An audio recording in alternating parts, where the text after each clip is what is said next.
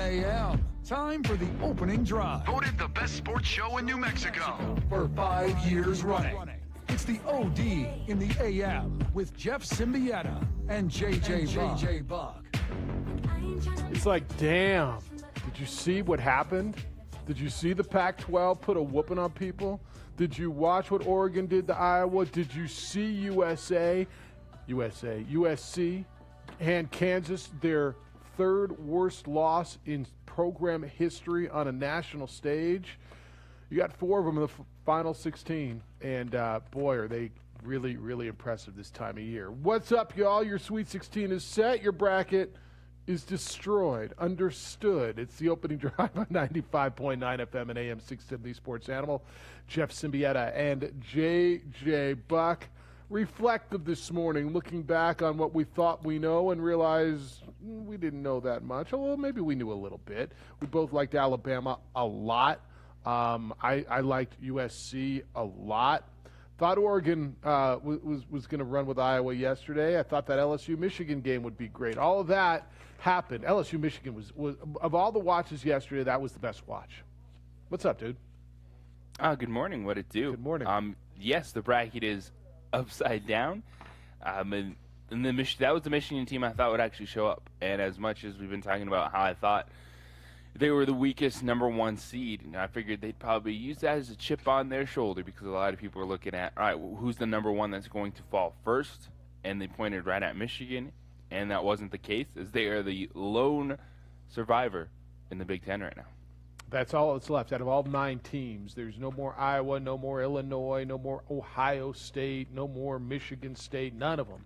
All of them have been bounced out, and it is Michigan. And I thought Michigan was on the ropes. I thought they got a couple of calls that turned it. There was, as they were coming back, not late in the game. I'm talking about at the 5-minute mark as they were really making the run. There was one where they got an offensive foul or a defensive foul call where a dude stepped on the line that they missed and then ran over a player, and they get a 3-point play out of it. But that's not what cost them the game. Michigan was impressive with Livers out. Dude stepping up, because I thought LSU early on was just athleting them, and that was elite athletic game yesterday. I mean, it was just high level basketball, and Michigan was better down the stretch. Just flat out, Michigan was better down the stretch.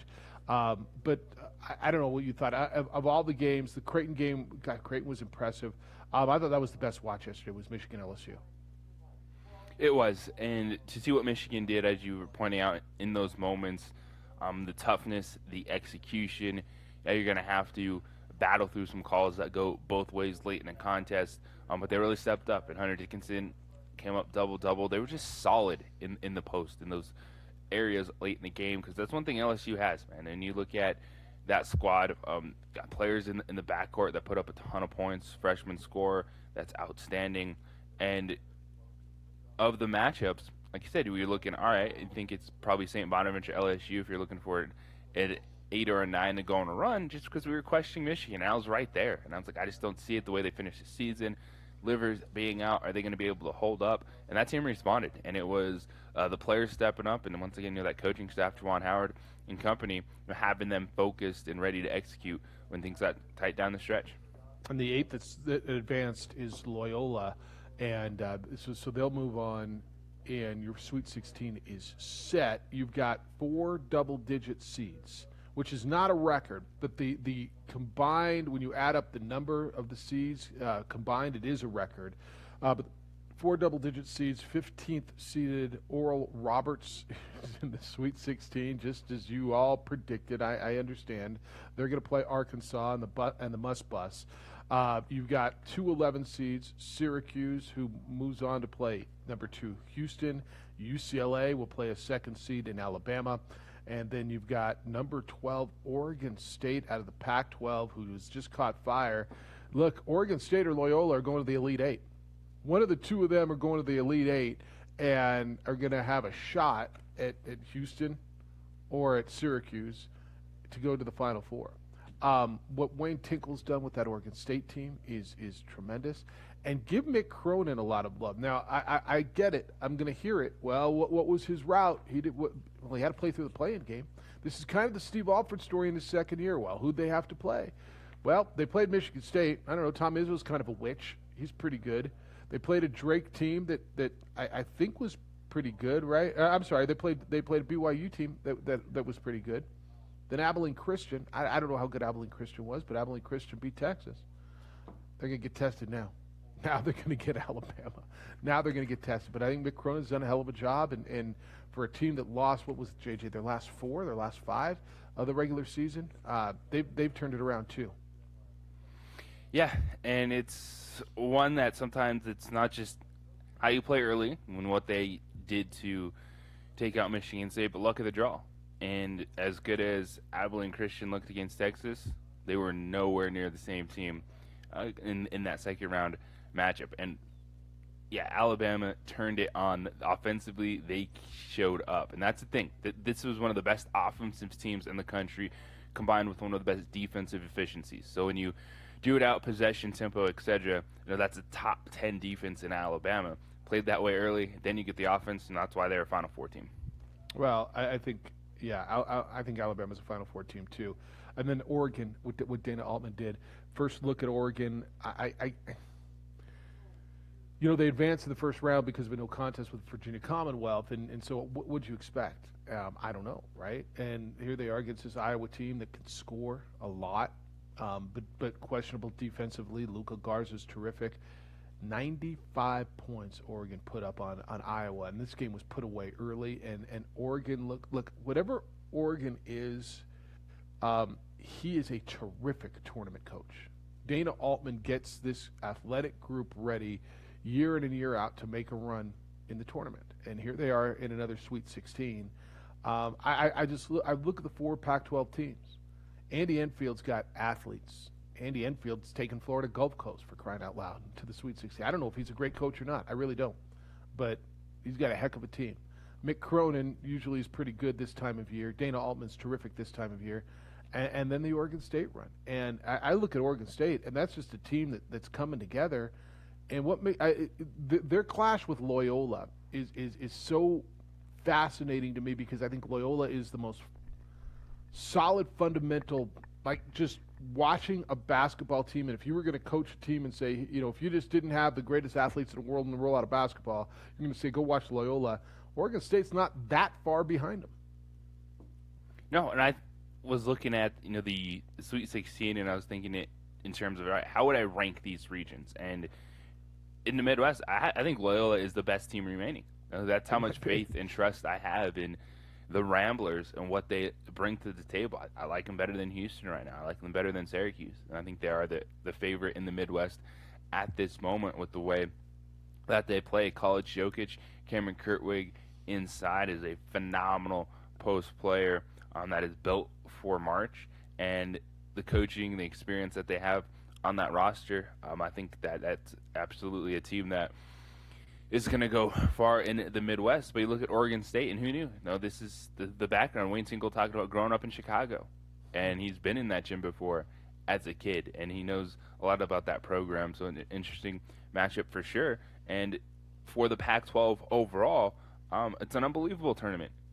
We had no idea what to expect from the Pac-12. Everyone questions West Coast basketball constantly, over and over and over, and yet here we are with 4 Pac-12 teams. Yeah, Colorado ran into a buzzsaw in Florida State. Florida State handled the Buffaloes yesterday. But overall, Dana Altman, back to that point, he's 14-6 NCAA tournament, which is a fantastic record at Oregon. Wayne Tinkle, this is his second NCAA tournament appearance at Oregon State, which could probably earn him a lifetime contract. They might. At that job. And what we see, out of USC and Oregon, that's going to be fantastic, because they are like the same team. You got just really good athletes inside, good guard play, and it should be probably one of the best, probably athletic. The best game in the Sweet 16. I wish that one of these was down in the Midwest or something. They're all together. You've got USC and Oregon in the West, and you've got you've got them clumped up. Where's Oregon? Oh, Oregon's down in the Midwest. You got them clumped up. I think for all of us in Western United States, we needed this. We're honestly, we needed this. And I don't know, I sometimes I think we're in this purgatory in New Mexico. Are we West Coast, but are we Southwest? What are we? But because the Lobos play in a conference that best teams in the West Coast. I think UNLV is considered West Coast. Pacific time zone is West Coast, I think, and half the teams are in that league.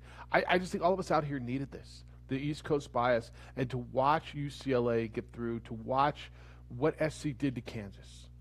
There was just something to it. To watch what Oregon did to Iowa, not just slipping by them, because Syracuse pounded San Diego State.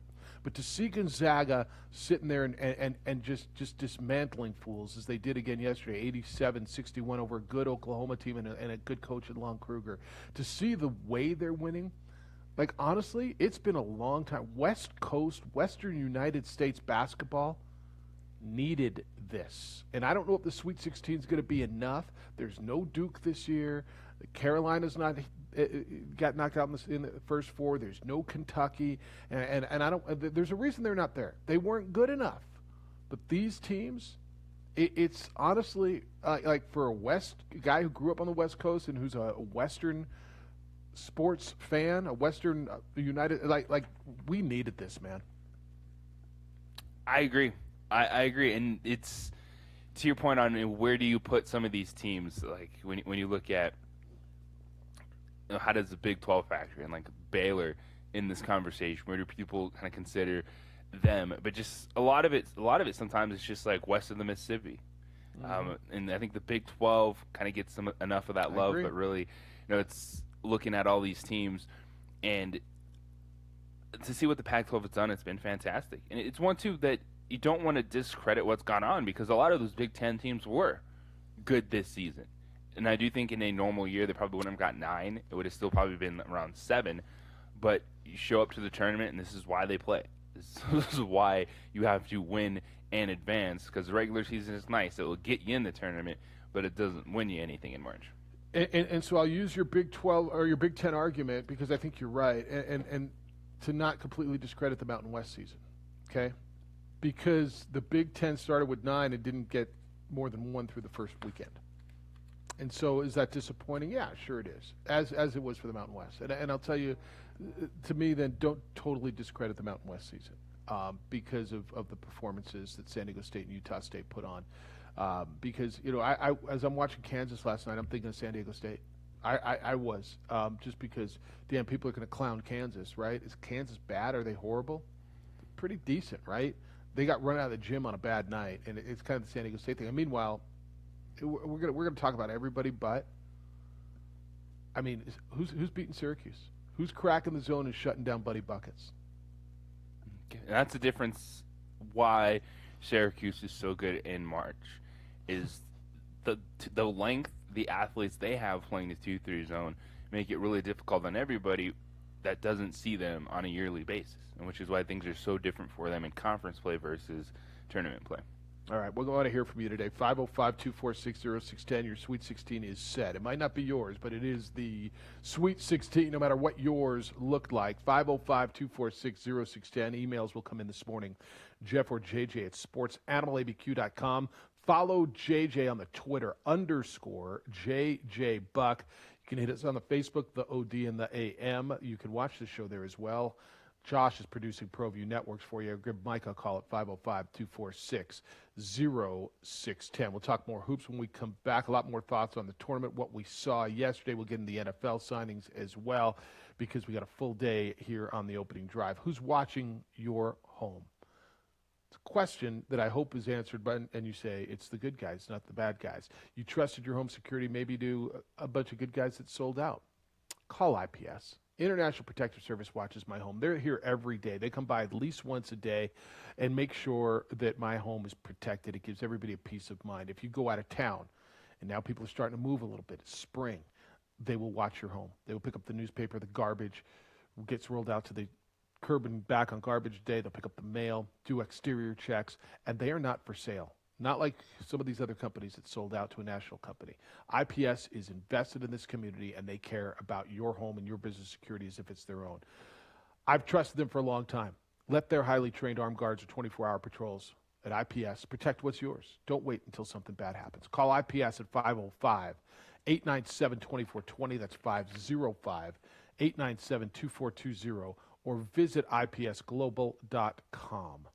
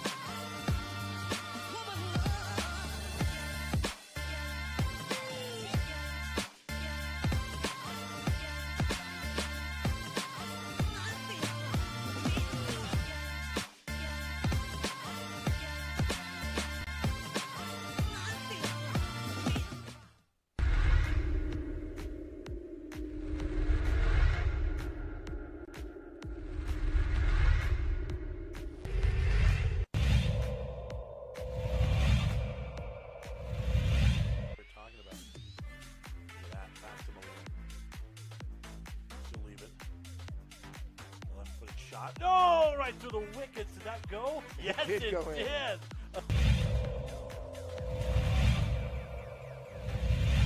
Tough serve. Here we go.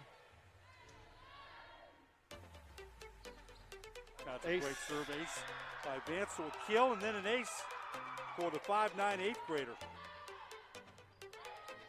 Vance, another ace. So back-to-back aces by the 8th grader. Another third successive ace got.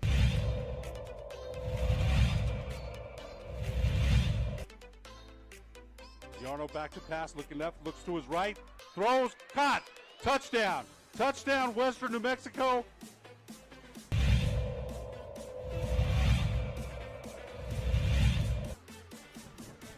Another run maybe coming here. One we've won.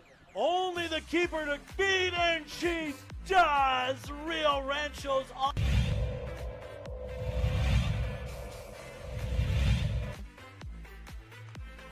Ferreira, and one run's going to come around the score. Here comes another run, and the Cowboys plate two more.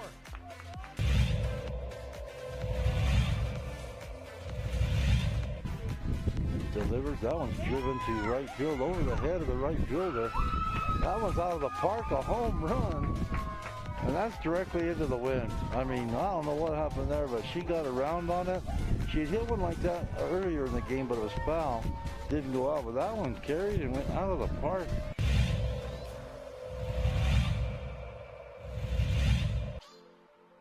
Man in motion in front of Sorian. He'll get it on a power sweep.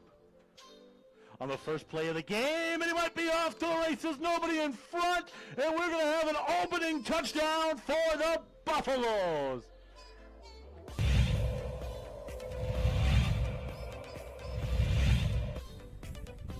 That's driven deep to left. That ball is history. A three-run bomb for Mr. Galen Young, and the Cowboys lead it 3-0.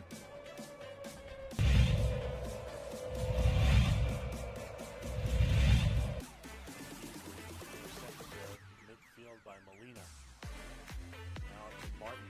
Still Martin. They've given her a lot of space, and she buries another upper V. They gave her way too much room, and she put it away. Jet sweep touchdown for Michael Pardonita. This one will take a beautiful Sunday hop for Bailey. He's looking for some space to develop, looking for some blockers. He's going to make a man miss. That's video game stuff right there.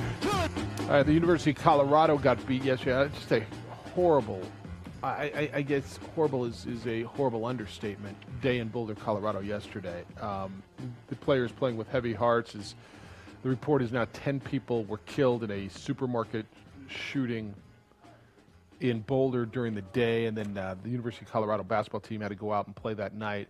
They got knocked out of the NCAA tournament yesterday, 71-53 by JJ, a really good Florida State team, but heavy hearts and just grieving again for a mass shooting. This is. I never know how to put any of these into context, and then whenever it hits the region, it always hits home. But put it into the context of a 14-year-old. It's like, Dad, now that we're starting to come out of COVID, are mass shootings a thing again? And it's like, I didn't even think of that. She's like, are school shootings going to start up again? And I'm like, I hope not. It almost feels like we were on a little lull for a while, and 2 in a week. I'm not looking to bring us into morbidity here. I'm not, but just a little context on. I mean, what do you say? You're going to have these conversations with your kid one day, right? But heavy hearts, and the University of Colorado made a hell of a run in the season NCAA tournament, but that's a lot of weight to be playing with. Yeah, it definitely helps put things in perspective. The CU Tad Boyle head coach, Kenley Wright, their top players, addressing it after the game, going like, yeah, it stinks to lose this game, but what happened in the community, puts it right back in perspective. Like, you got to play a basketball game, yeah, you lost it, but you just lost the game. You didn't lose anything else at that moment in time, and it's ridiculous that we're talking about it again, and just the people just at the store. Like, and hearing the stories of someone just in line, like they were there to get their COVID shot, and the person in front of them gets shot and killed. And the family was standing there. It's just ridiculous trying to wrap your mind around a situation like this again, and seeing how the Buffaloes handled it in a really tough situation. It's a reminder that we love the NCAA tournament. We get very emotional about sports. That's why it is something that pulls us all these different directions. But definitely for Colorado last night, it was one that, they're like, this stinks, but our community is worried about so much more right now. Yeah, I had a little perspective, because then we flipped back over watching the game, and I had LSU in my brackets and as my 8, and I'm like, come on. I'm like, dang, come on, LSU. It's like, yeah, you lost the game, Dad, but you didn't die. I'm like, thank you. Yeah, I get it. You're right, perspective. This is Tad Boyle, the head coach of Colorado, after his team got knocked out of the tournament with that 71-53 loss to Florida State. Quote, first of all, before we talk about this basketball game, I thought about this in the locker room before the game, how the events that took place in Boulder, Colorado today, and I don't have any details other than to know it was a tragic situation. It puts basketball in its proper place, and win or lose tonight, I just felt an emptiness in my stomach, another senseless act of violence that we've experienced as a country many, many times. And so it puts this game in perspective. It certainly puts losing in perspective. But even if we would have won this game and celebrated going to the Sweet 16, it would have put a damper on it. So my heart goes out to the families who were affected and those who lost their lives, end quote. There's no escaping it, unfortunately, and thoughts, and obviously with people, and when you get this close, a state away, we're just a few degrees separated from people that who are affected or even worse, and so just thinking about those. A couple other thoughts on the tournament last night. We're not going to talk about Alabama a lot because they were so impressive and expectedly so. Gonzaga is Oklahoma's a nice team. Oklahoma's athletic. Oklahoma's got a lot there, and Gonzaga handled them by 16 points, 87-61. And I don't know how much you watch of Alabama, Maryland, but they ran Maryland off the floor. Yeah, those are my two Final Four teams. Is Gonzaga and Alabama. I love those squads. And the thing with Gonzaga is, we're talking about Jalen Suggs, outstanding freshman. In the backcourt, but it's the experience in the overall roster. And Drew Timme is a player that I like inside, but I think they've been better post players for the Zags. So it's an interesting makeup on the roster where they might have an explosive player in the backcourt that they haven't had before, but are they as good in the front court? And what does Drew Timme do yesterday? He drops 30 points on Oklahoma, reminding you that he might not be the most high-profile center that they've had when you're going back to Sabonis and even Killian Tilly last year in terms of NBA pedigree, but Adam Morrison. Adam Morrison, but Timmy's an outstanding college basketball player and is the perfect complement to this specific Gonzaga team. So the way you react to Adam Morrison is so perfect because it's the way people kind of react to Gonzaga. And it's Kellen Moore syndrome to me, right? You don't have to be a great pro to be a great college player. Adam Morrison was not a great pro, but he was a great college basketball player. That's what Gonzaga's had. It's a bummer that the last thing that we have of Adam Morrison is crying Adam Morrison from the NCAA tournament. But yeah, so I'm those are my two favorite teams in the tournament, Gonzaga and Alabama, 1 and 2 seed. Who would have thought? But they're the best teams left. I agree on that side. Now, whoever Gonzaga faces coming out of the other side, USC, Oregon, is going to give them a run for their money. So you're slipping them past Creighton easily. And look, I like what Creighton's done, and Creighton has come back from getting pummeled by Georgetown, the Big East tournament, and I picked them to get through this bracket. Through UC Santa Barbara and Ohio, which I don't know that I think is all that genius, but I'll give Creighton a lot of credit because everything they've been through with their coach and then getting pounded in their conference tournament, those kids have decided that they're going to play. And I told you earlier in the year I really liked Creighton, and they got run. And so because Georgetown just pummeled them, I think people just kind of took them for granted. But they got a heck of a program. Were you watching Damian Jefferson play yesterday, the former Lobo, by the way? You see what he's become? Yeah, he's developed into a fantastic player and his role on that Creighton team. And there's 3 Lobos in the Sweet 16 right now, former Lobos. Who's the third? Oh, Arkansas. Yeah, Arkansas. Yeah, Vance Jackson. Vance Jackson, who unfortunately kind of fell out of the rotation late in the season, just he got nicked up a little bit as Arkansas found their way. But then you have Ahiru Guak. And by the way, I was looking back at that. So Ahiru Guak and Damian Jefferson were both freshmen on the 16-17 team. So that was Craig Neal's final season. And so, of course, they make the coaching change. Those guys entered the transfer portal. But if we're always talking about development, what could have been, that roster had some intriguing players on it. But we know how it goes. If you get to a certain point in the program, you're not producing, well, things are going to change. Damian Jefferson with Creighton, Ahiru Guak with Loyola, both in the Sweet 16, and Vance Jackson with Arkansas. We're going to go to the phones when we come back at 505-246-0610. We'll get into UCLA's run because the Bruins, the Sons of Westwood, are still going. I want to tell you about a life-changing moment that happened to be in 2003 that affects me and I get to enjoy the benefits of every single day, and that's when I went and saw Dr. Stephen Coleman and met the people at Coleman Vision and experienced LASIK at Coleman Vision. Those people are now family. They've been family for the last 18 years to me, and Dr. Coleman changed my life. I know sometimes people exaggerate, and that's a big statement.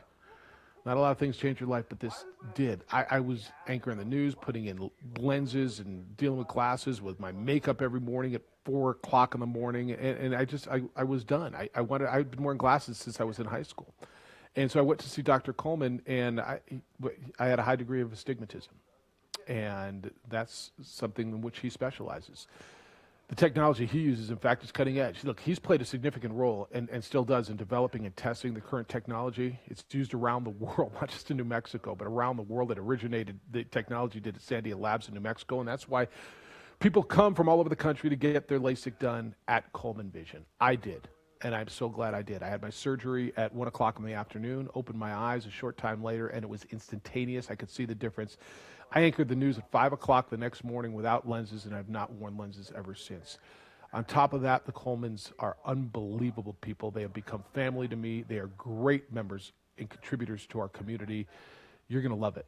If you think you are a candidate for LASIK, go to Coleman Vision. There's only one place to get this done, and it's at Coleman Vision with Dr. Stephen Coleman. He is the best, and you're going to understand why the second you walk in the door. Take a look at what they do. Go to ColemanVision.com. It's ColemanVision.com. Everything's there. And then call and make your appointment at 505-821-8880. That's 821-8080. Seeing is believing, and I sure as heck believe. Don't sacrifice quality of flavor when you're in a hurry. Golden Pride offers ribs, fried chicken, green and red chili breakfast burritos, and Frontier Cinnabons. 4 great locations or visit us online at goldenpride@abq.com. Golden Pride Barbecue Chicken and Ribs, proud supporter of ProView Sports Network. Well, I'm going to the frontier, walking to the cashier, order up a root beer and a number one. Cover it with green stuff, one scoop is not enough. Find a booth is real tough, back by the Duke. Meet my family, meet my friends in the quirkiest restaurant I have ever been. All of Albuquerque's favorite spot, it's the Frontier Restaurant. The Frontier Restaurant is a proud supporter of ProView Networks. Are you sure we're supposed to be doing this? Don't worry, I've watched him do it 1,000 times. Come on, what's the worst that can happen? No! Bad dog! Hi, welcome to Car Crafters. What happened? Don't worry, we'll make it like it never happened. Car Crafters, it's like it never happened. Car Crafters is a proud supporter of ProView Networks.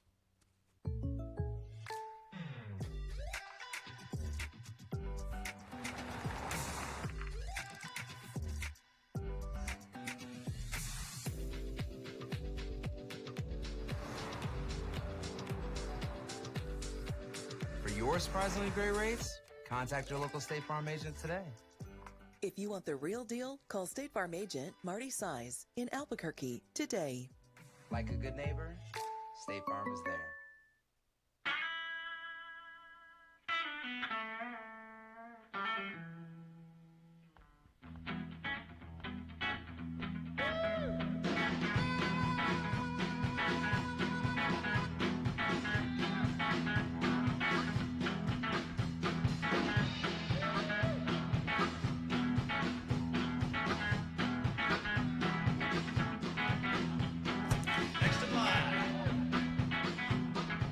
Rudy's is a proud supporter of ProView Networks. A rogue virus, no jobs, sky-high tuition debt. Life is trying to put our generation on the sidelines. But we refuse to just sit back and watch it pass us by. Instead, watch us fly ahead. Watch us overcome anything. Watch us rise. Watch us change our world. Watch us become the next greatest generation. Calling all football players, are you looking to develop your skills this season? It's never too late or too early to put in the work. Coach Carl Barrere and the Air Barrere program at 8 Grady's Performance Center provide comprehensive position training for aspiring football players at all levels. Whether you're looking to increase your speed, gain strength, or hone your skill, we train all positions with a team of experienced coaches who know what it takes to succeed at all levels from Yaffle to college. Check us out at 8gradys.com to learn more and sign up for training today. Jackson Compaction wants to help you keep your green. And keep the community green as well. Jackson Compaction has worked hard to maintain the same prices since day one. Always easy and painless trash removal with professional crews and quality service. If it's non-hazardous waste, debris, or trash on your land, leave it to us. At Jackson Compaction, we're dedicated to ensuring the conservation of our environment. You trash it, we smash it. Jackson Compaction, we've earned a reputation for great results. Hi, I'm Staff Sergeant Hayes. I'm with the New Mexico Army National Guard, and I'm from Tucson, Arizona. Hi, I'm Staff Sergeant Greg Martinez. I'm with the New Mexico Army National Guard, and I'm from Santa Fe, New Mexico. Hi, I'm Marilena Fernandez. I'm with the New Mexico Army National Guard, and I'm from Santa Fe, New Mexico. The New Mexico Army National Guard is a proud supporter of New Mexico high school athletics.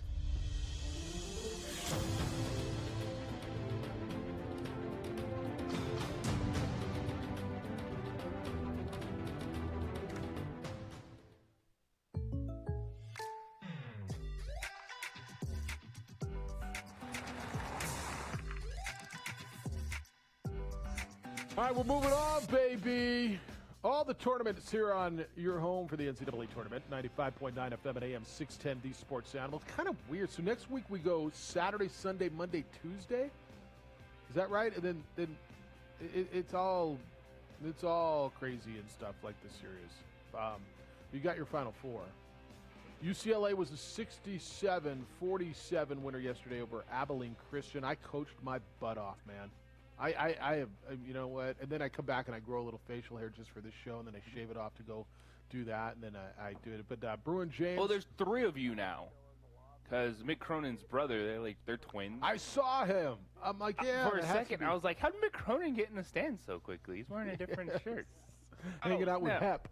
Hanging out with Hep, the daddy. Yeah. What's I asked you that the other day. What's Hep short for? We don't know that, right? Hepperson? I don't know. I haven't heard that yet. I don't know. It's his dad's name is Hep, H-E-P, which it doesn't matter. Bruin James, how you living? You're on the opening drive. Hello, BJ. Large, baby. Living large. Yes. Awesome. I was scared for a while. I thought that the Bruins would fall into that trap where you always play to your opponents, where you play down to your opponent and everything. And when they came out and they went on that, it was like 17-0 run, I was like, man, right on. Played some great defense, played some good offense, timely shooting, didn't turn the ball over. It's awesome, guys. We're playing some good ball right now, and it was kind of scary during the season because we would show up for a half. Yeah, it was kind of like Jekyll and Hyde. You didn't know what you were getting with them when they would come out, and like you'd get them a good half, and then they would come out the second half, and then they'd fall apart. And then so, guys, it's good. Life is good. And guys, I'm gonna tell you guys something right now. The team to beat in the tournament is Oregon State. Oregon State is the team to beat, guys. Why? I seen Stevie Thompson play in high school at Bishop Montgomery, and he ain't no joke, man. So Oregon State, guys, is the sleeper. I'd probably see them in the Final Four. So I can see it. Go Bruins, go Pac-12. Have a good one, guys. Take care. All right, later. First of all, the team he's playing next, UCLA plays next in Alabama. In Alabama is one of the teams to beat. Look, Oregon State can beat Loyola. That's a there's nothing. The Midwest is wide open. No, I think some people probably might have just advanced Houston because they're like, oh, they're a 2 seed. It's a 2. Let's put them forward. But when we're talking about Loyola, Oregon State, Syracuse in this situation, it's wide open. So if I gave you Houston the 2 seed or the field, you take an 11, a 12, or an 8. You taking Houston or the field the rest of the way? Because I'm taking the field. I'm taking the field. I think Loyola Chicago's the best team left in that region. I thought Rutgers had Houston. Gosh, I was hoping Rutgers had Houston. That was so much. I mean, it was such a big game for me. I thought Rutgers had Houston. And I will take the field there as well. Edward, good morning. You're on the Quan's Auto Care Hotline. Hello, Edward. Well, good morning. What an eventful 4 days of college basketball. By the way, Belichick will probably draft like 3 guys off that Rutgers team. Because 90% of our secondary is out of Rutgers, both the Cordy brothers and a few other guys. But I was rooting hard, but I saw a collapse like I saw in many games that we'll expand on. By the way, Dr. Coleman, phenomenal. Best money I spent the last probably decade. He's a vet. I think he flew helicopters or airplanes in the military, and he's a gentleman and runs a great operation. One thing I learned, because I always try to pay attention and learn new things every day, you get the procedure done, and then they give you like a pill to sleep, and then 5 hours later you're healed. And I said, how does that happen? And he told me the eye tissue is the fastest healing tissue in the body. And I said, well, why don't they replicate it and use it in other parts of the body? And he's like, that's a great point, Crusher. Maybe we should expand on that. But he actually said Crusher as well. Hey, is it my understanding that our Micah, he's not your Micah, he's not their Micah, he's our Micah? He's my Micah. He's not their Micah, he's not your Micah, he's my. He's not Yorka, he's not theirka, he's Micah. Yeah. He's not for Micah, he's Micah. He's out. He's taking nobody's Micah. He's moving up the corporate ladder. That's right. I'm so proud of him. I'm going to take him under my wing. I think I saw him at the Mercedes dealership last week, once he got the job offer. So he's stepping up. But Jeffrey and I are going to teach him the finer points of corporate America and make sure he avoids that Peter principle to get promoted to a position of incompetency. But I'm a big fan of Micah, and I think he's going to do stellar. So that's awesome. the NCAA tournament, you saw our text thread the other night when it was you and I and a few other. Grady was on it. And I saw Texas Tech. By the way, I root for Texas Tech and Oklahoma State for regional reasons. There's a choke gene that they have. They have a choke in their DNA, both in football and basketball. In the last couple of minutes, I saw 3 missed layups, and McClung, who's the dynamic guard, he's fascinating, missed the front end of one-on-one, and they just blow it, right? And I know there's a young man element, and there's pressure that creates those situations. And Grady said that's the essence of the NCAA tournament. I just like to see a little cleaner execution and not teams like Rutgers and Texas Tech and Oklahoma State. By the way, how does the player of the year at Oklahoma State get 1 shot in the last 4 minutes? How do they allow, in a tight game, he got 1 shot off in the last 4 minutes? And I know they probably forced the ball out of his hands, but come on, seriously. Oregon State did a great job on Cunningham. I thought Cunningham and JJ had a really, really nice game against Oregon State, but Oregon State eliminated him down the stretch. It was a great, and let me just say this. I love me some Bruin James. I love the passion. That's awesome. Bruin James, if you're listening, keep calling in. The committee, meaning me, is watching you. But I think I would beware of Syracuse. They're long. They play that matchup extended zone, and they got the coach's son that is shooting like Young Crusher at Disney College, bombing from 35. Just beware, because these teams like Villanova and Syracuse, who have that blue blood history, they're going to be a very tough out as the tournament progresses. So, thank you for letting me expand on my thoughts. You gentlemen, have a nice day. See you. There's a lot of missed. It's amazing, JJ, and I noticed this so much on Sunday.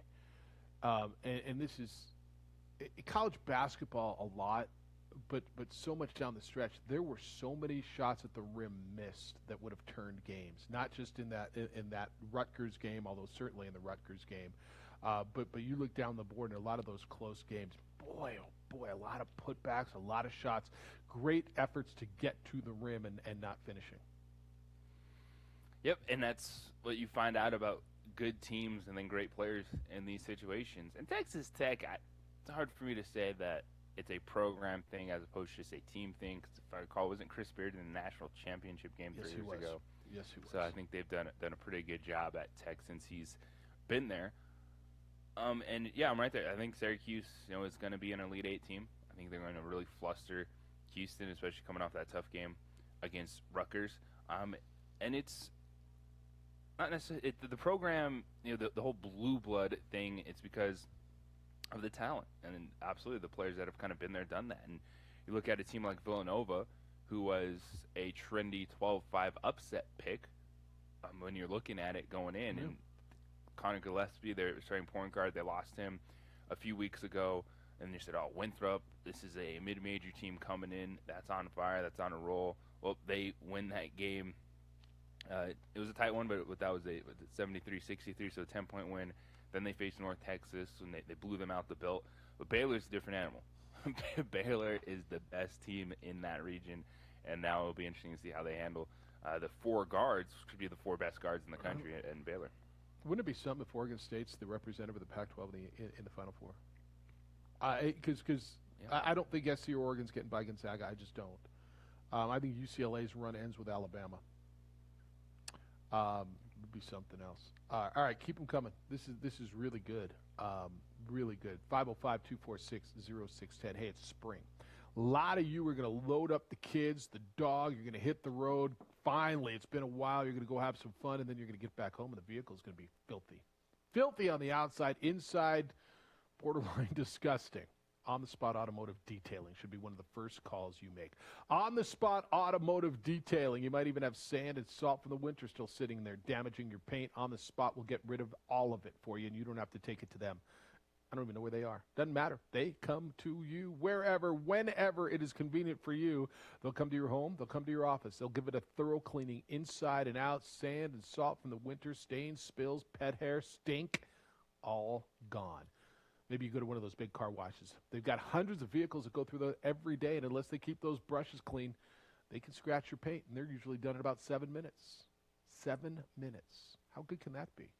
Promise you not as good as on-the-spot automotive detailing will do. They'll spend an hour or more, and they're going to get the job done right. When you're done, When you get in your vehicle, it's going to smell, feel, look like the day you took it off the lot.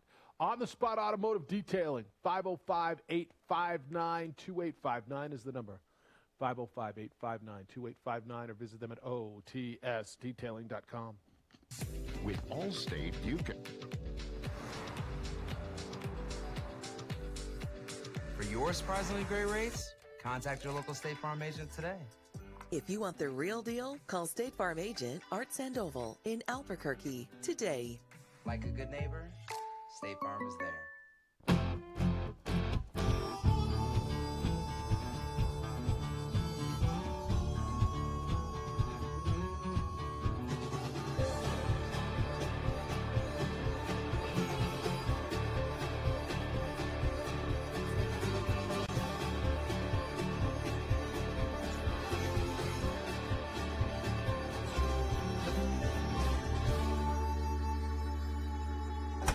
Next in line. Rudy's is a proud supporter of ProView Networks. Sadie's is a proud supporter of New Mexico high school sports and athletics, and we here at ProView Networks would like to thank Sadie's for their continued support in helping us bring you all of your New Mexico high school sports coverage. Meet Greg Shamus. He's a State Farm agent, which means he's here to help with all this. But it's easier to just remember he's here to help life go right. Call State Farm agent Greg Shamus at 505-898-3648 today. At New Mexico Highlands University, you're more than a student, you're family. Whether you're taking courses in Las Vegas, Santa Fe, Rio Rancho, Albuquerque, or Farmington, you'll get that one-on-one attention to inspire you to reach your goals. Let New Mexico Highlands help take your passion and accelerate it into a career and fulfilling life path. Find out why New Mexico Highlands is the right choice for you. Log on to NewMexicoHighlands.com today. TurboThreads is a proud sponsor of ProView Networks. Almost 30 years of experience means fast service, great prices, and a wide selection of apparel from t-shirts to performance sport shirts, even jackets and hats. They feature low minimums and no setup charges on most orders. TurboThreads is located at 1503 Golf Course Road in Rio Rancho, or find them on Facebook, online at turbothreads.com, or call 999-1234 for TurboThreads.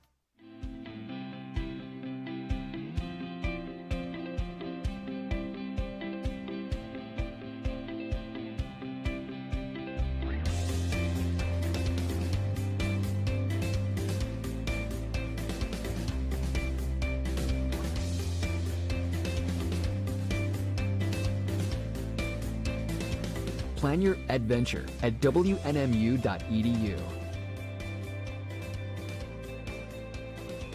Extreme Clean is a proud sponsor and supporter of ProView Networks and all high school sports athletics. Owner Mike McLean and Extreme Clean specialize in carpet cleaning for apartment, realty, business, and residential clients. With over 20 years experience, attention to detail and quality customer service matters. For more information, give them a call, 505-221-6440, Extreme Clean.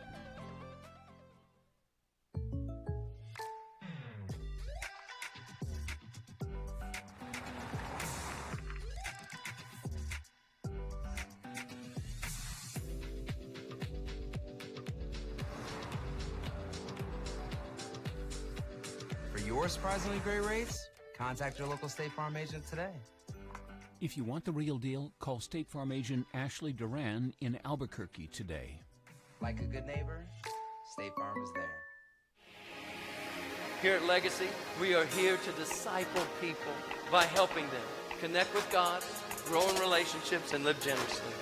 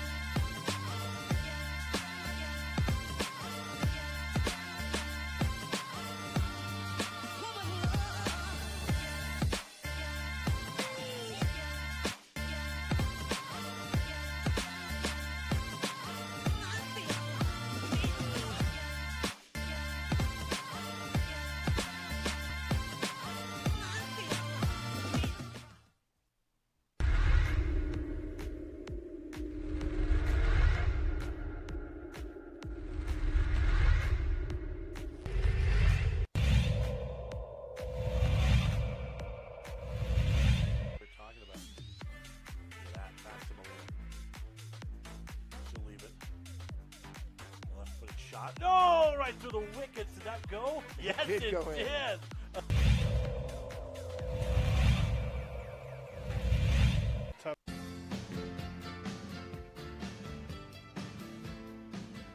Life is so much bigger than basketball. You know, basketball is just a game, and people lost their lives today. That sucks, and you know it's hard to kind of put that in words right now. Coming off of playing my last game here at CU and that tragedy that went on down in Boulder, it's just terrible. It's McKinley Wright, the Colorado Buffalo star. After his team got eliminated from the NCAA tournament, 71-53, Colorado lost to Florida State yesterday. And commenting on the tragedy at the grocery store in his town, his college town, where they're all from, or they're all living in Boulder, putting it in perspective, and it does, man. We love the games. It all means something to your bracket, but it is what it is. And it's just a game. It's the opening drive. Jeff Siembieda and J.J. Buck. All right, so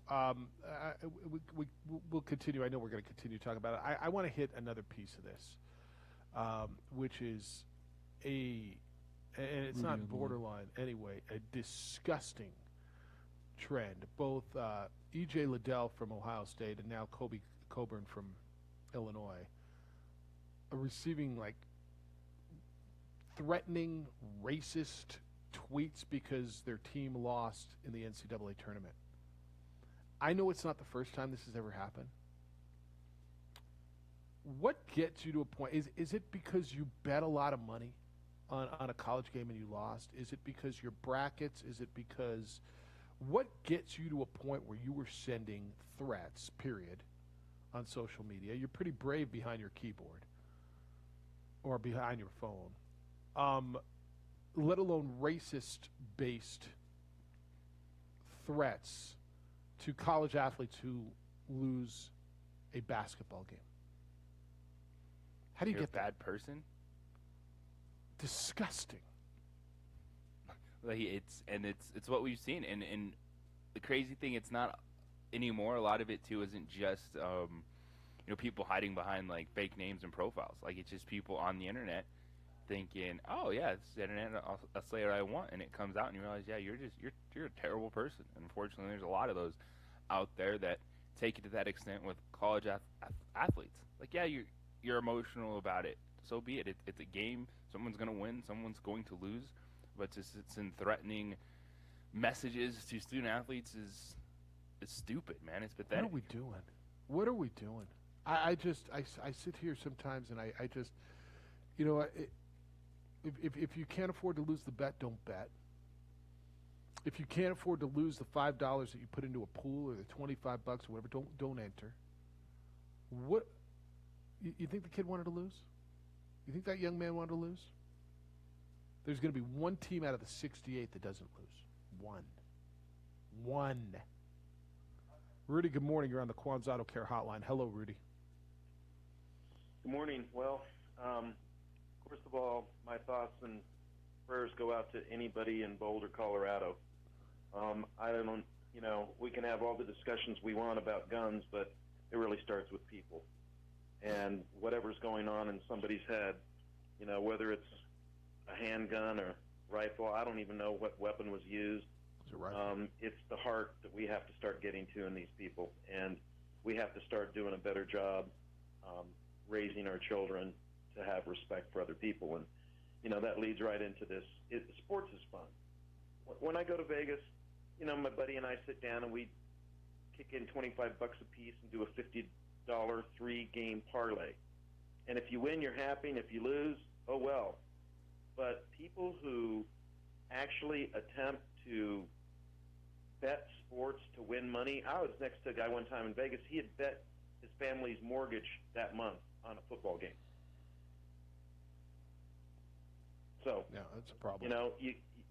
There are people out there that just don't have the discipline to see this as fun. And I guess that's the problem, Jeff.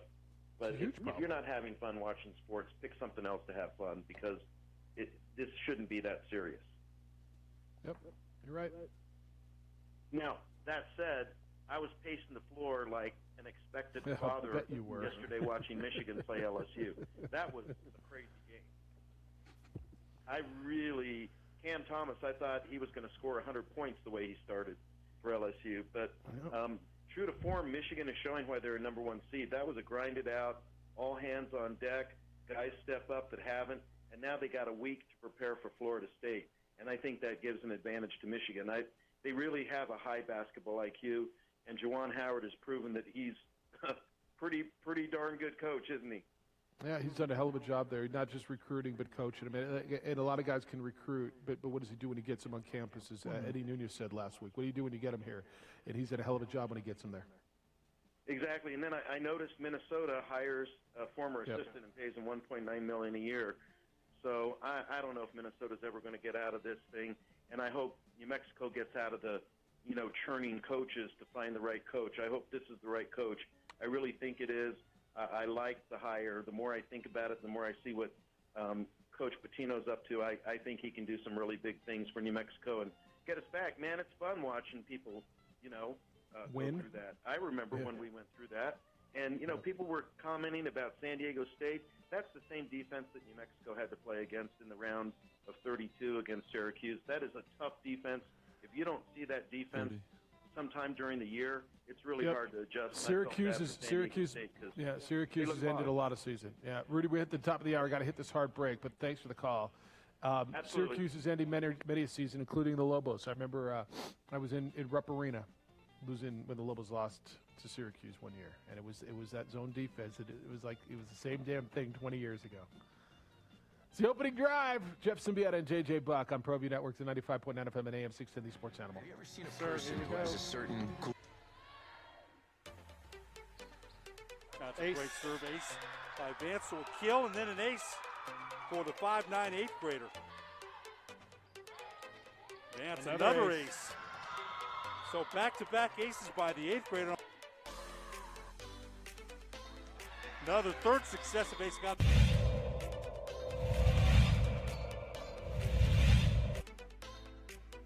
Yarno back to pass, looking left, looks to his right, throws, caught, touchdown. Touchdown, Western New Mexico. The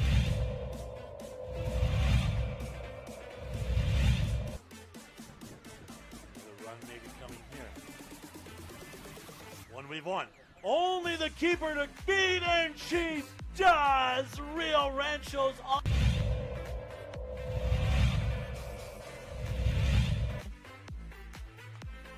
Ferreira, and one run's going to come around the score. Here comes another run, and the Cowboys play two more.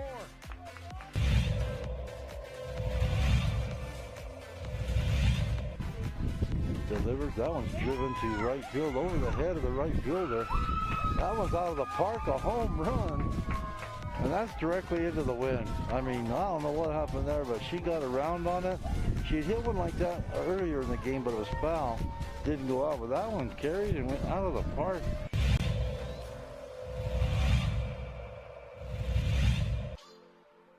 Man in motion in front of Swords, he'll get it on a power sweep. On the first play of the game, and he might be off to the races. Nobody in front, and we're going to have an opening touchdown for the Buffaloes.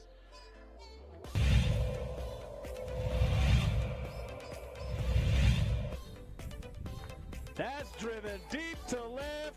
That ball is history.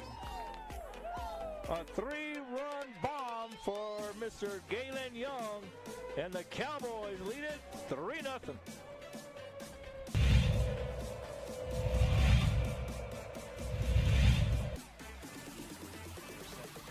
Midfield by Molina. Now it's Martin.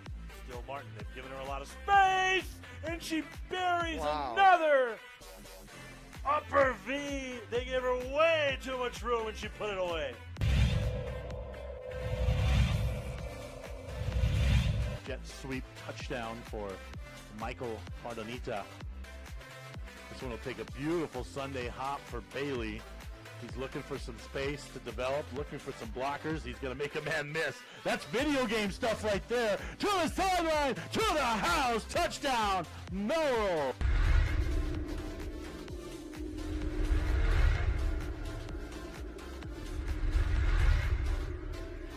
Don't sacrifice quality and flavor when you're in a hurry. Golden Pride offers ribs, fried chicken, green and red chili breakfast burritos, and Frontier Cinnabons. 4 great locations, or visit us online at goldenpride@abq.com. Golden Pride Barbecue Chicken and Ribs, proud supporter of ProView Sports Network. Well, I'm going to the frontier, walking to the cashier, order up a root beer and a number 1. Cover it with green stuff, 1 scoop is not enough.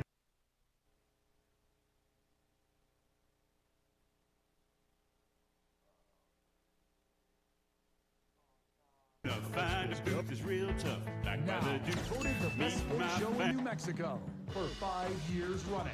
This is the opening drive with two-time New Mexico Sportscaster of the Year, Jeff Siembieda, and J.J. Buck. All right, ladies tournament's underway too. Wyoming, the Mountain West Conference representative, was knocked out. They were a 14 seed. UCLA beat them last night. You see, Gonzaga got beat. Wright State got their first ever win. Belmont got their first ever win in the ladies tournament. By the way, Wyoming represented nicely for that challenge, a 14-3 game. Wright State, Belmont, first ever NCAA tournament wins. So we're talking. What is Wright State's seed, connection to Louisville basketball? Seed, Mike Bradbury. Thanks, right. Former head coach at Wright State. And then, so Sunday, the higher seeds were 16-0 in the women's tournament. It is still very chalky, the tournament overall. But yesterday was great to see. Troy should have had a last-second shot to beat Texas A&M in a 15-2 matchup. The referees missed a backcourt call on Texas A&M. But that is really good to see. Some talent overall, a little bit of depth showing in the women's tournament. That is wonderful to see yesterday, and hopefully you can see some more of that going forward. Yeah, that was, if you're catching that, you get some more of that tonight if you want it. All right, we're here for you, taking your phone calls. We're talking a lot of NCAA basketball, and people are kind of into where the Lobos are going. Bill says, from what I saw out of the Mountain West Conference in the postseason, Jeff, is that Dickie P, that's Richard Pitino, should be able to get Lobo basketball to a very competitive level in this conference very quickly. Did you see anything from San Diego State or Utah State that just blew your socks off? That made you think no way Lobo basketball can compete with them. No, I didn't see it in the tournament. Let me look. But you can't compare them. Well, because San Diego State's not playing Syracuse; they're playing New Mexico and San Jose State in the conference. Look, if you want to just look at that performance from San Diego State and say that's representative of them, I guess you can, because that's what you saw on the national stage. Any more than is what Kansas looked like to USC yesterday, representative of what Kansas is. I get maybe they are. San Diego State got blued out the belt, and they did. And Utah State pretty much was controlled by Texas Tech. I'm going to tell you, I think Utah State comes back. I think San Diego State comes back to the pack a bit, too. Now, Gomez and Shackle and Mitchell are all gone next year. They got Butler, and they got some young guys. They always seem, they'll find transfer portal guys. But I think San Diego State is a notch above everybody else right now. Boise State, I think, is going to come back, don't you? Yeah, Derek Alston is going to move on to his pro career. The team that I'm very interested in is Nevada, because I was looking through that transfer portal last night, and you could build a fantastic team out of that transfer portal, by the way. They landed a couple guys, including a former 4-star center from Texas that's going to be on campus next year. That team could really take off. Yeah, I think Nevada's it. And what they're doing there is really nice. Bill, to your point, this league, within a couple of years, you can be competitive. I expect them. Well, I expect them, but I say that with having no idea what the roster is going to look like. I expect them to be competitive next year. But what does competitive mean? Because they were so non-competitive this past year, right? So what does that mean? I still think San Diego State. I mean, I don't know, man. What are they, 52-7 over the last 2 years? It's pretty damn good. And nobody's really close to that, so we'll see.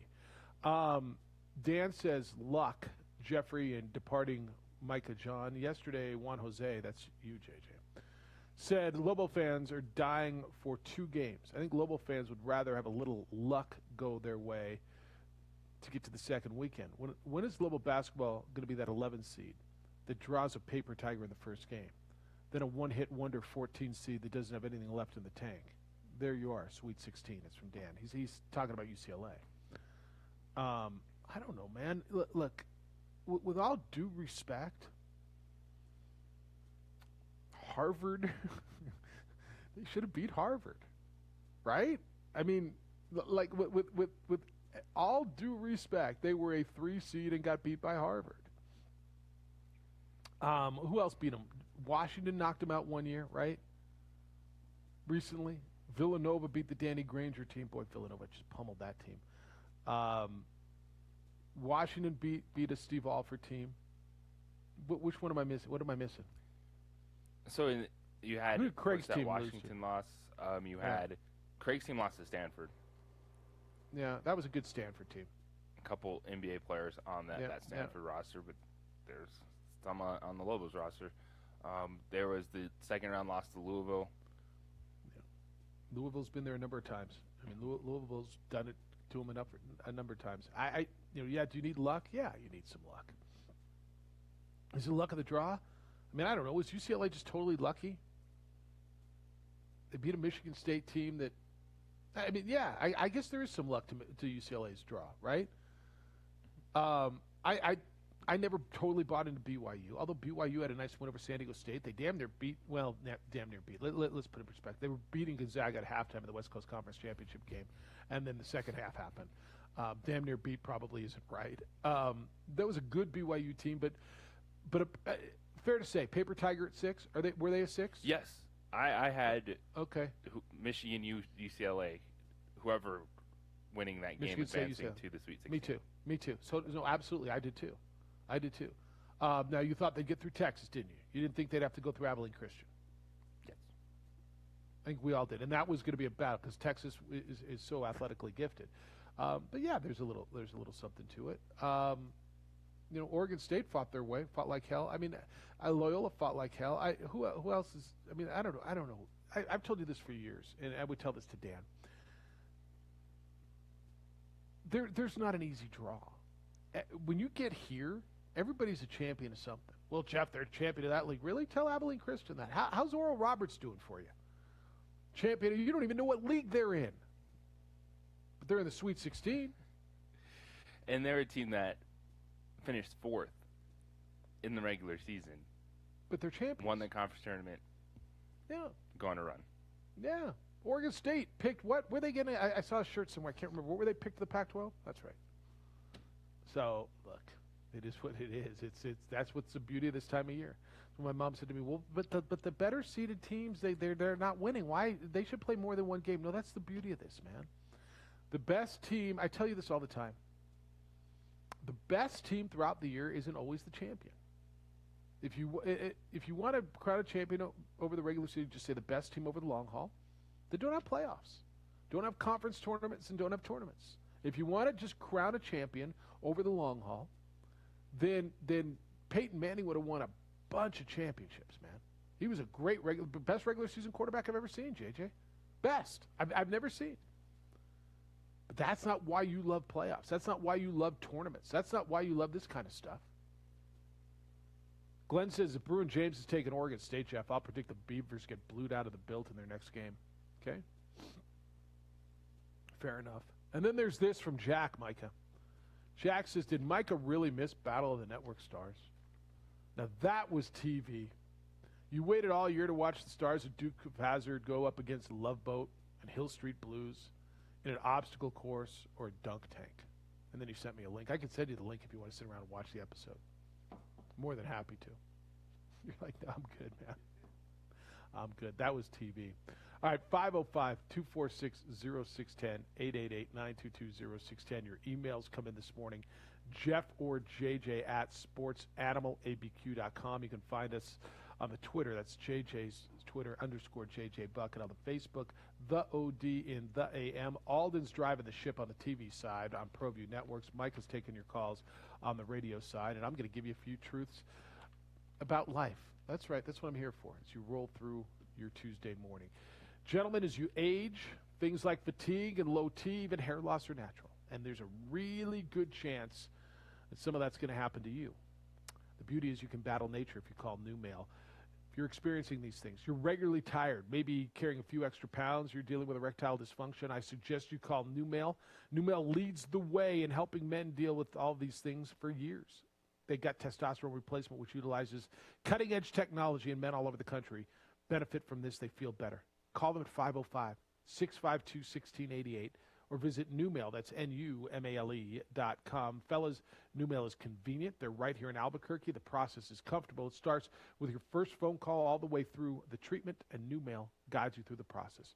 The best part is the results are real. 505-652-1688. Fellas, don't put it off. Take care of you. Call 652-1688 or visit Newmail.com and feel better.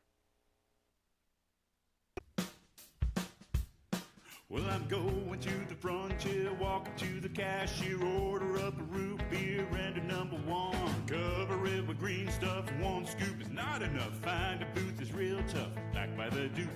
Meet my family, meet my friends in the quirkiest restaurant I have ever been. All of Albuquerque's favorite spot, it's the Frontier Restaurant. The Frontier Restaurant is a proud supporter of ProView Networks. Are you sure we're supposed to be doing this? Don't worry, I've watched him do it 1,000 times. Come on, what's the worst that can happen? No! Bad dog! Hi, welcome to Car Crafters. What happened? Don't worry, we'll make it like it never happened. Car Crafters! It's like it never happened! Car Crafters is a proud supporter of ProView Networks.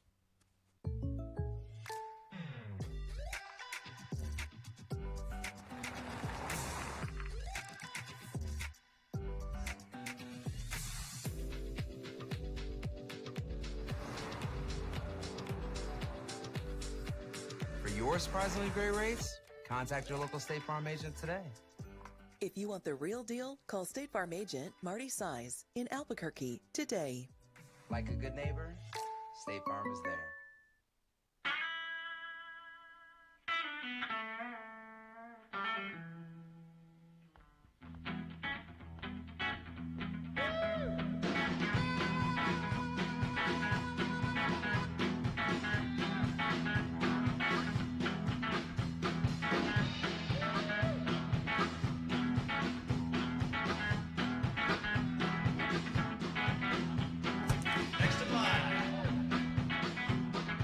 Rudy's is a proud supporter of ProView Networks.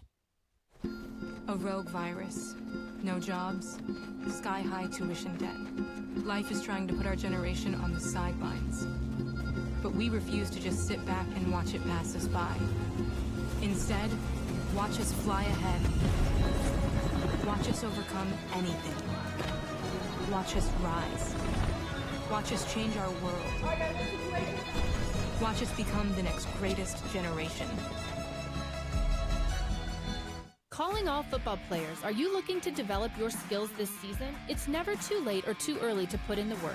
Coach Carl Barrere and the Air Barrere program at 8 Grady's Performance Center provide comprehensive position training for aspiring football players at all levels. Whether you're looking to increase your speed, gain strength, or hone your skill, we train all positions with a team of experienced coaches who know what it takes to succeed at all levels from Yaffle to college. Check us out at 8gradys.com to learn more and sign up for training today. Jackson Compaction wants to help you keep your green. And keep the community green as well. Jackson Compaction has worked hard to maintain the same prices since day one.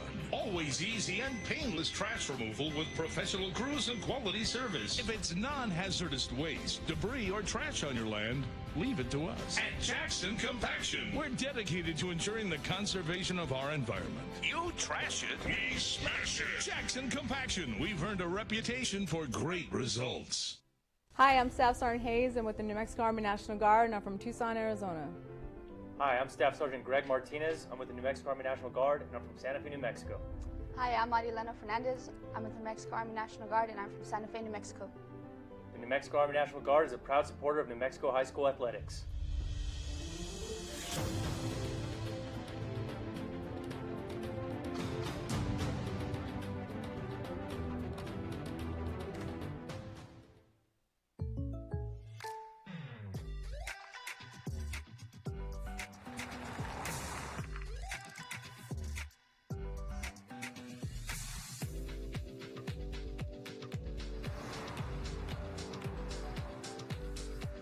For your surprisingly great rates, contact your local State Farm agent today. If you want the real deal, call State Farm agent Art Sandoval in Albuquerque today. Like a good neighbor, State Farm is there.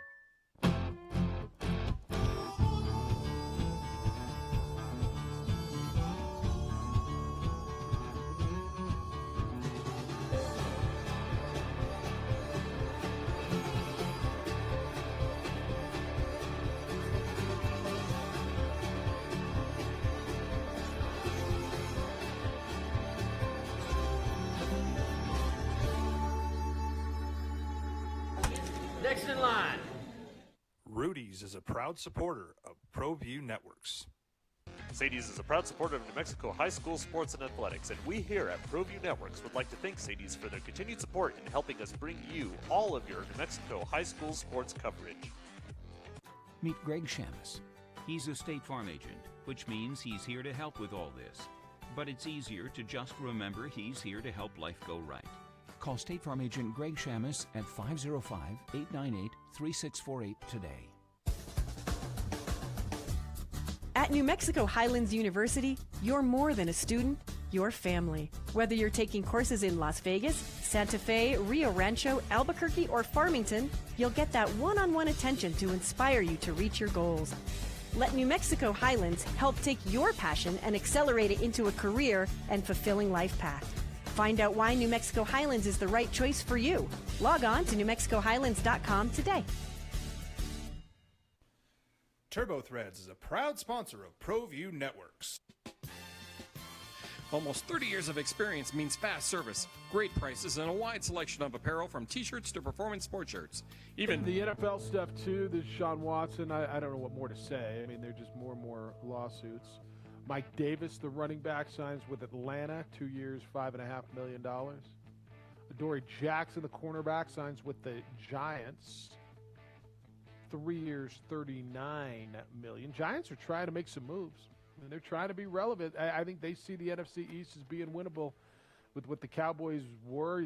Cowboys can sign everybody they want. They were still a, 7-9 football team. Washington was the same thing. Eagles are, Lord knows. I mean, look, give the Giants credit. They're at least trying to make some moves. They signed a receiver in Kenny Galladay. They're signing a cornerback. They still think they have a quarterback in Daniel Jones. This is a big year for everybody in that division.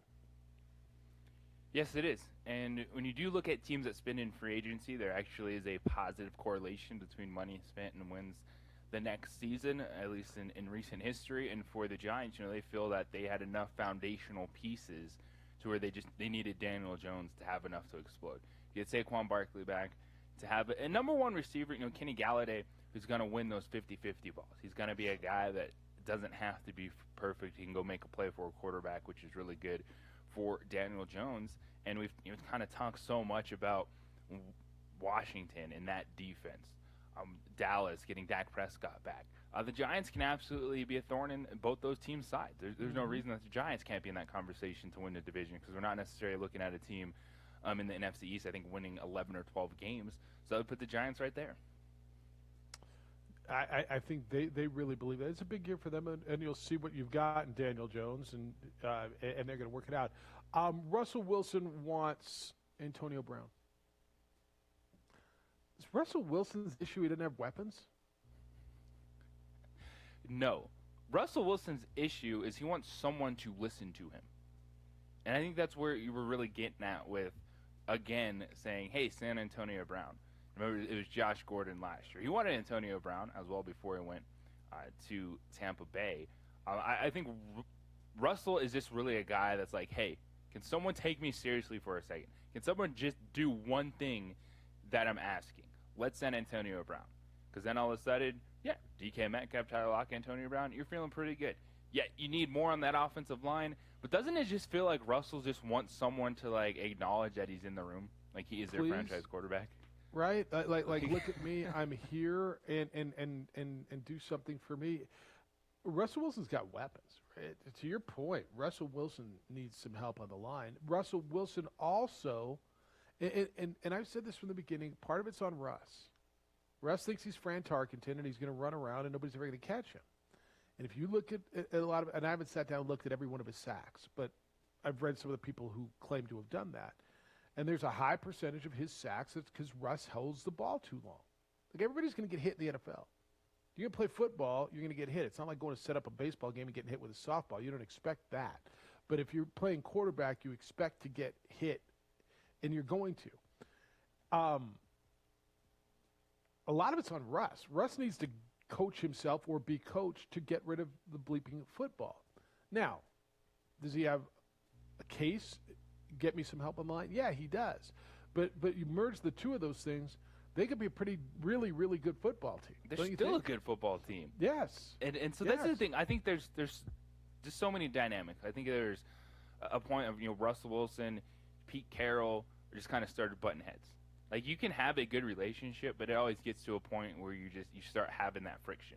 There's Tom Brady and Bill Belichick kind of start having a little bit of friction. Like, yeah, it's been good, but what's next? And it feels like Russell Wilson has gotten to that point with Pete Carroll. And Pete Carroll still kind of has this, old school mindset with about his football team. They're going to try to run the football, play defense, when maybe their best option has been to maybe let Russ cook, as that narrative early this past season. So I think there's that dynamic in play, and also the fact that Russ just looking around going, hey, can someone just throw me a bone? Like, yeah, you're the franchise quarterback. We get it. But I don't know if he feels that in that Seattle organization, and that's that balance of where you're not going to necessarily cater to everything just one player wants, but if you can say, all right, Antonio Brown's probably not going to blow up your cap if you want to bring him in if he doesn't return to Tampa Bay. It's one of those signings that you're like, all right, why not if it's affordable?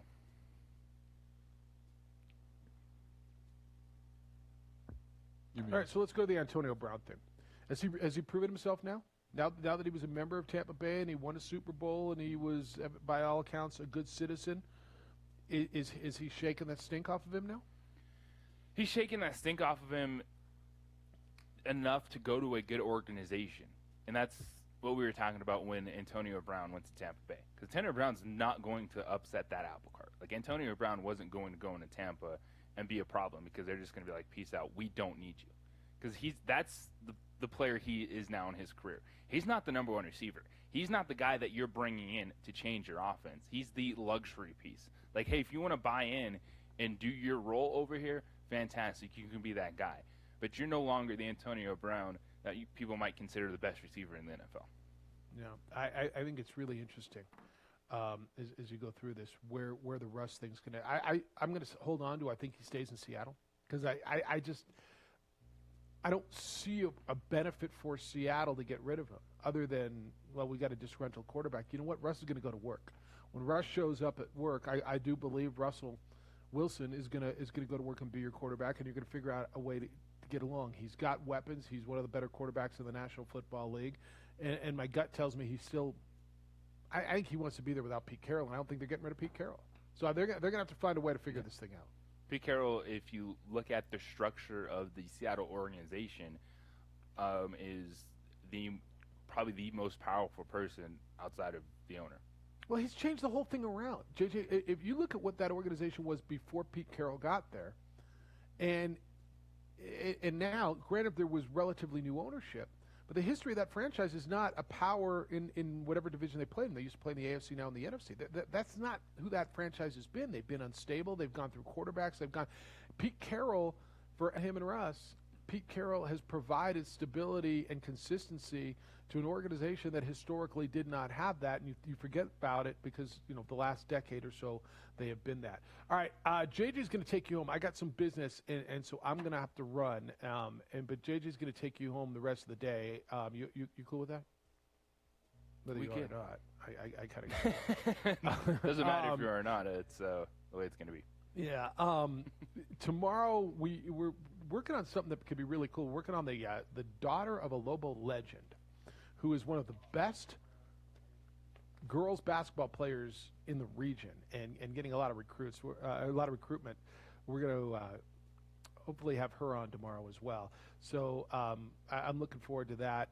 JJ's got you the rest of the way. I want to tell you one more time about Coleman Vision before I get out of here, because there's been a demand for LASIK since the pandemic started, and there's been a lot of reasons for that. People have flexible schedules. People are tired of wearing masks and fogging up their glasses, and they don't want to wear glasses anymore. There's some disposable income. There's time, and the bottom line is there's a long-term value to this.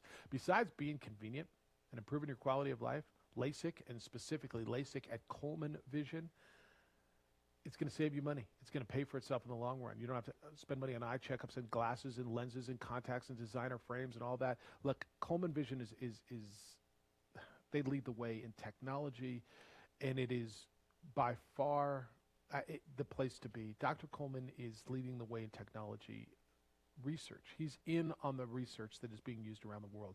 People come from all over the country to Albuquerque to get their LASIK done by Stephen Coleman at Coleman Vision. I did back in 2003, and I still enjoy the benefits every single day. I haven't worn lenses since that afternoon where I went in, woke up, and was amazed at the life-changing surgery that I had just had. I anchored the news at 5 o'clock the next morning without lenses. The Colemans are family to me. If you are thinking about LASIK, you think you might be a candidate, call Dr. Coleman.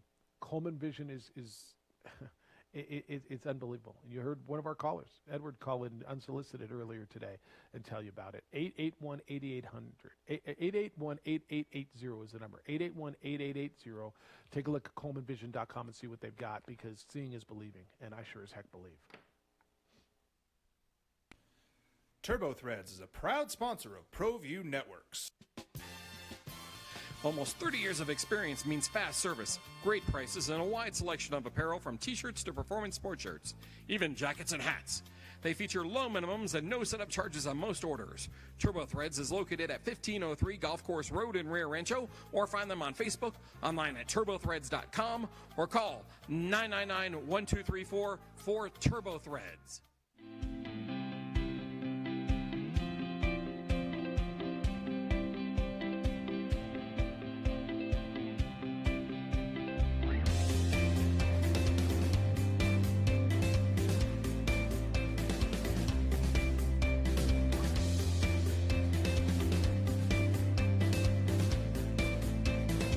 Plan your adventure at WNMU.edu. Extreme Clean is a proud sponsor and supporter of ProView Networks and all high school sports athletics. Owner Mike McLean and Extreme Clean specialize in carpet cleaning for apartment, realty, business, and residential clients. With over 20 years experience, attention to detail and quality customer service matters. For more information, give them a call, 505-221-6440, Extreme Clean.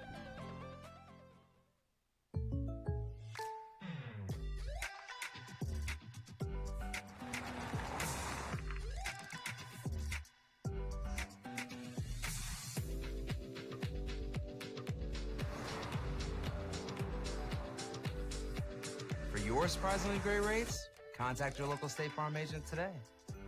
If you want the real deal, call State Farm agent Ashley Duran in Albuquerque today. Like a good neighbor, State Farm is there. Here at Legacy, we are here to disciple people by helping them connect with God, grow in relationships, and live generously.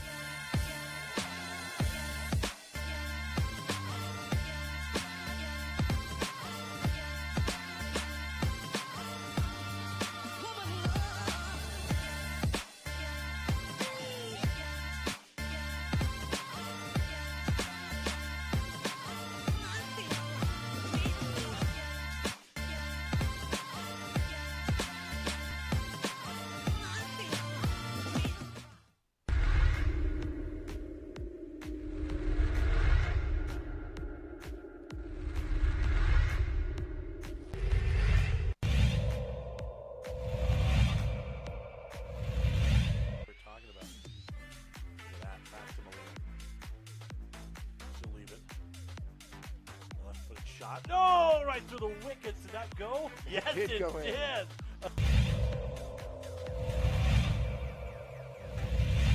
Tough serve. Here we go. That's a Ace. great serve, ace by Vance, so a kill and then an ace for the 5'9" 8th grader. Vance, another ace. So back-to-back aces by the 8th grader. Another third successive ace got.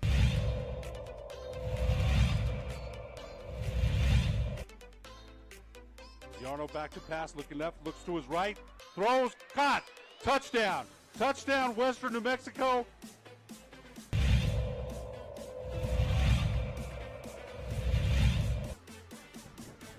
Another run maybe coming here. One we've won. Only the keeper to beat, and she does. Rio Rancho's on.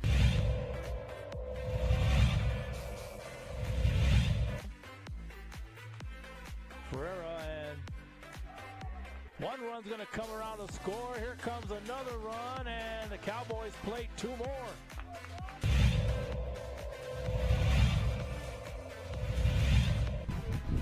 Delivers. That one's driven to right field over the head of the right fielder. That one's out of the park, a home run. And that's directly into the wind. I mean, I don't know what happened there, but she got around on it. She'd hit one like that earlier in the game, but it was foul. Didn't go out, but that one carried and went out of the park.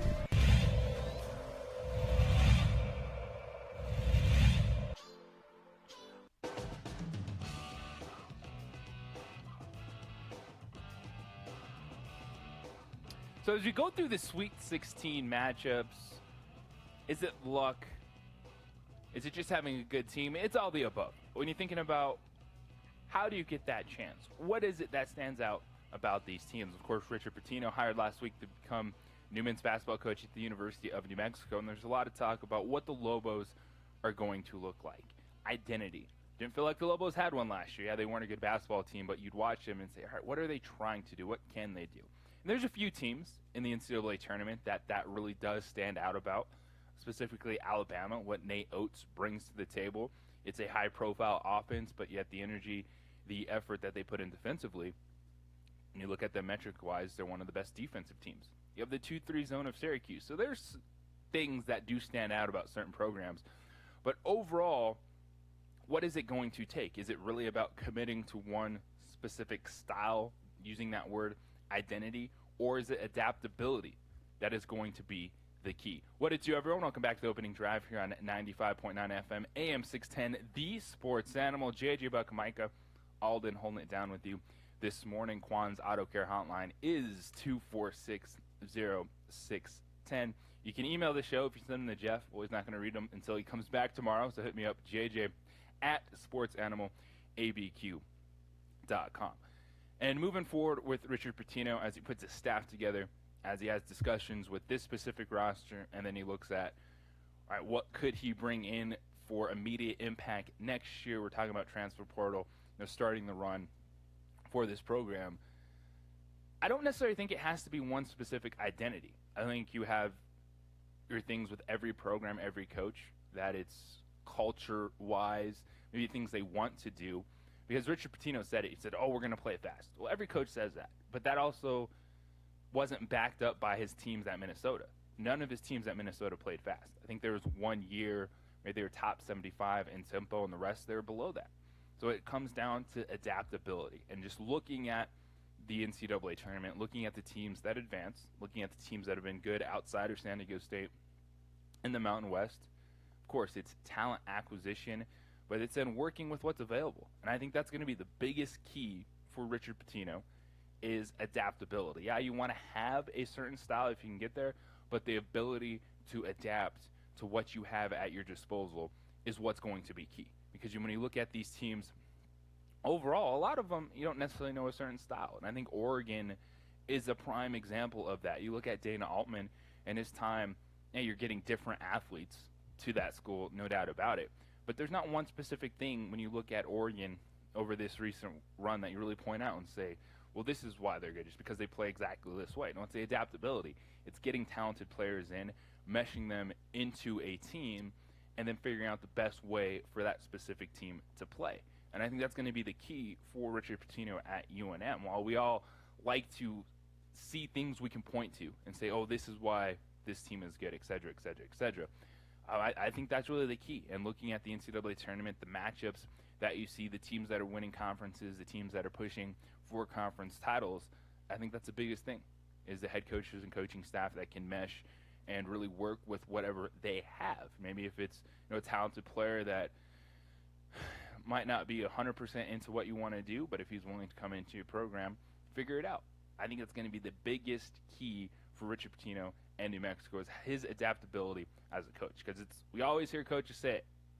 They want to play fast, they want to do this or that. Now, what is each specific team going to look like? And I think that's going to be the key, because when you look at the Mountain West moving forward, as we've talked about how disappointing it was, and I think San Diego State was the most disappointing team in the NCAA tournament. It's not taking away anything from Syracuse, it's just how bad they looked. They looked like they've never seen a zone defense in their life.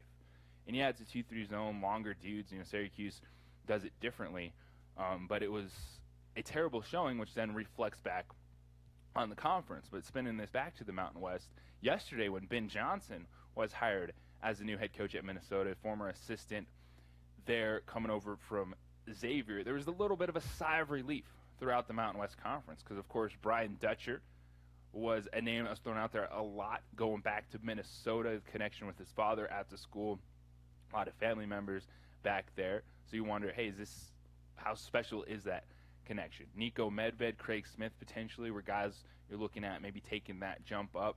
Colorado State and Utah State. The one thing, Colorado State's still alive in the NIT, so that's helping the Rams, at least at this moment in time, when it comes to keeping their coach. And now the job to watch out for is Craig Smith.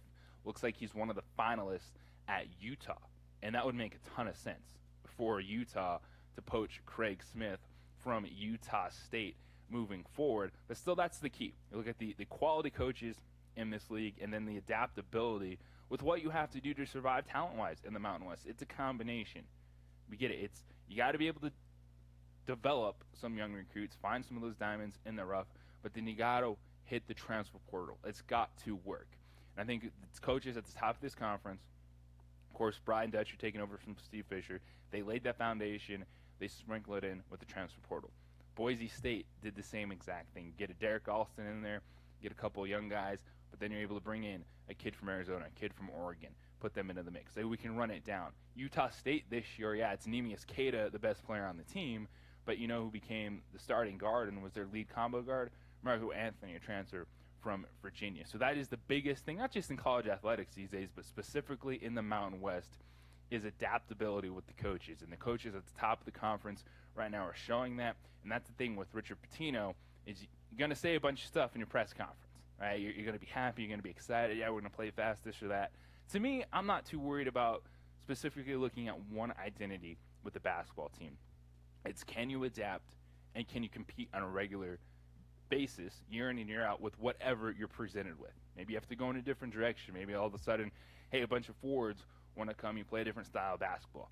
Figure it out. And that's going to be the key for the University of New Mexico, and really what's the key for this conference, the teams that top that conference being successful year in and year out. And then you hope we can get to a point where maybe there's a Mountain West team or two that can go on a run, and because we know that the regular season, it fades away when March Madness arrives and you have that one game in March that doesn't go your way, and that is going to define your season. So that is what everyone is working towards, is not having that moment at the end of the year, because what are we doing now? We're sitting here praising the Pac-12 for the run that they've gone on in March Madness. It's 246-0610, the Quan's Auto Care Hotline. So I'm interested in your thoughts as we start moving forward.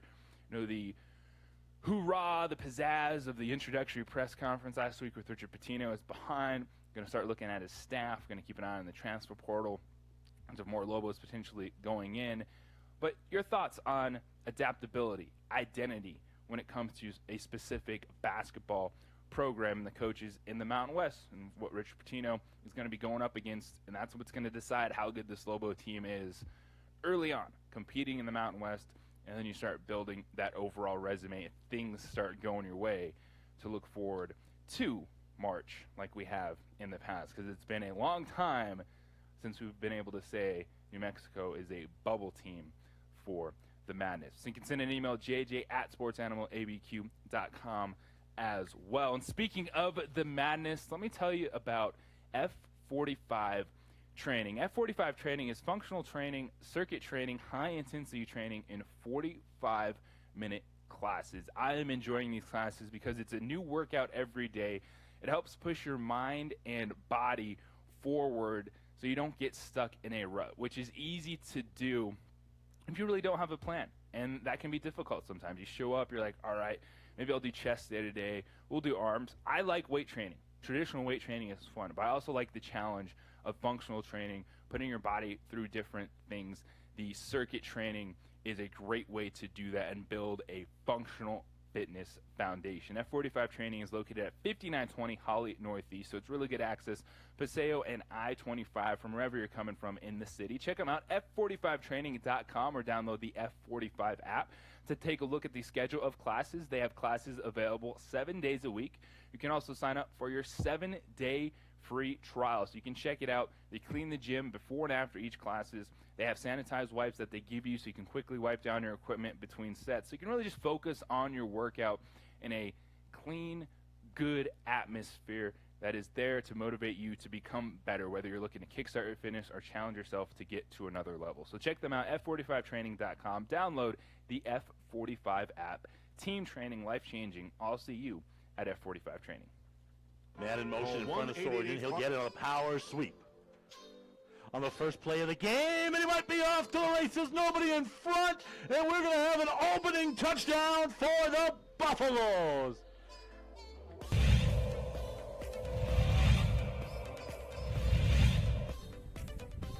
That's driven deep to left.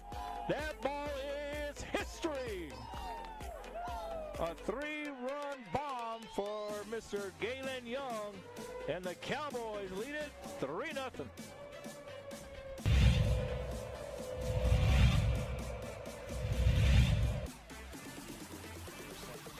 Midfield by Molina. Now it's Martin. Still Martin. They've given her a lot of space, and she buries another upper V. They gave her way too much room, and she put it away. Jet sweep touchdown for Michael Cardonita. This one will take a beautiful Sunday hop for Bailey. He's looking for some space to develop, looking for some blockers. He's going to make a man miss. That's video game stuff right there. To the sideline, to the house, touchdown, Merrill.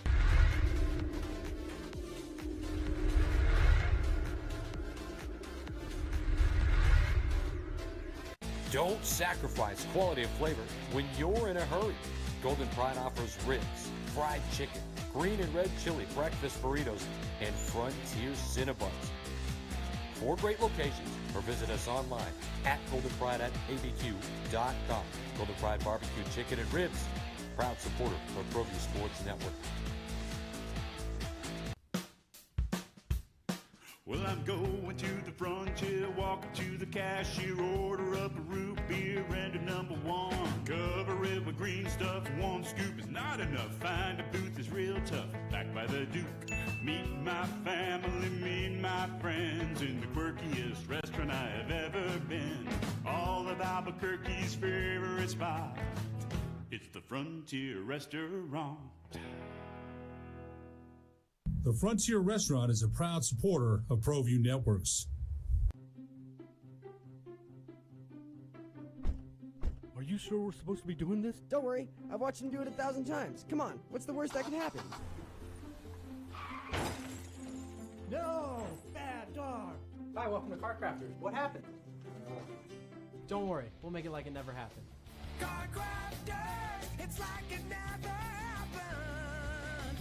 Car Crafters is a proud supporter of ProView Networks.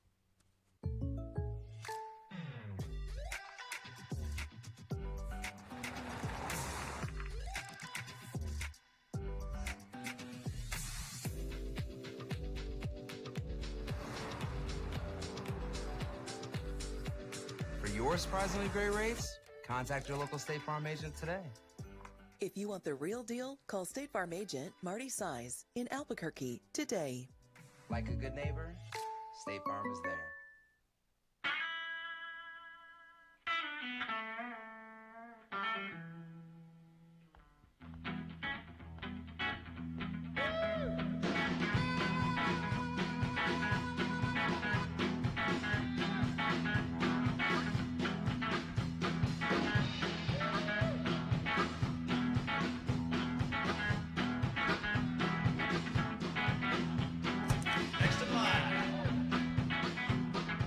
Rudy's is a proud supporter of ProView Networks. A rogue virus, no jobs, sky-high tuition debt. Life is trying to put our generation on the sidelines. But we refuse to just sit back and watch it pass us by. Instead, watch us fly ahead. Watch us overcome anything. Watch us rise. Watch us change our world. Watch us become the next greatest generation. Calling all football players, are you looking to develop your skills this season? It's never too late or too early to put in the work. Coach Carl Barrere and the Air Barrere program at 8 Grady's Performance Center provide comprehensive position training for aspiring football players at all levels. Whether you're looking to increase your speed, gain strength, or hone your skill, we train all positions with a team of experienced coaches who know what it takes to succeed at all levels from Yaffle to college. Check us out at 8gradys.com to learn more and sign up for training today. Jackson Compaction wants to help you keep your green and keep the community green as well. Jackson Compaction has worked hard to maintain the same prices since day one. Always easy and painless trash removal with professional crews and quality service. If it's non-hazardous waste, debris, or trash on your land, leave it to us. At Jackson Compaction, we're dedicated to ensuring the conservation of our environment. You trash it, we smash it. Jackson Compaction, we've earned a reputation for great results. Hi, I'm Staff Sergeant Hayes. I'm with the New Mexico Army National Guard, and I'm from Tucson, Arizona. Hi, I'm Staff Sergeant Greg Martinez. I'm with the New Mexico Army National Guard, and I'm from Santa Fe, New Mexico. Hi, I'm Marilena Fernandez. I'm with the New Mexico Army National Guard, and I'm from Santa Fe, New Mexico. The New Mexico Army National Guard is a proud supporter of New Mexico high school athletics.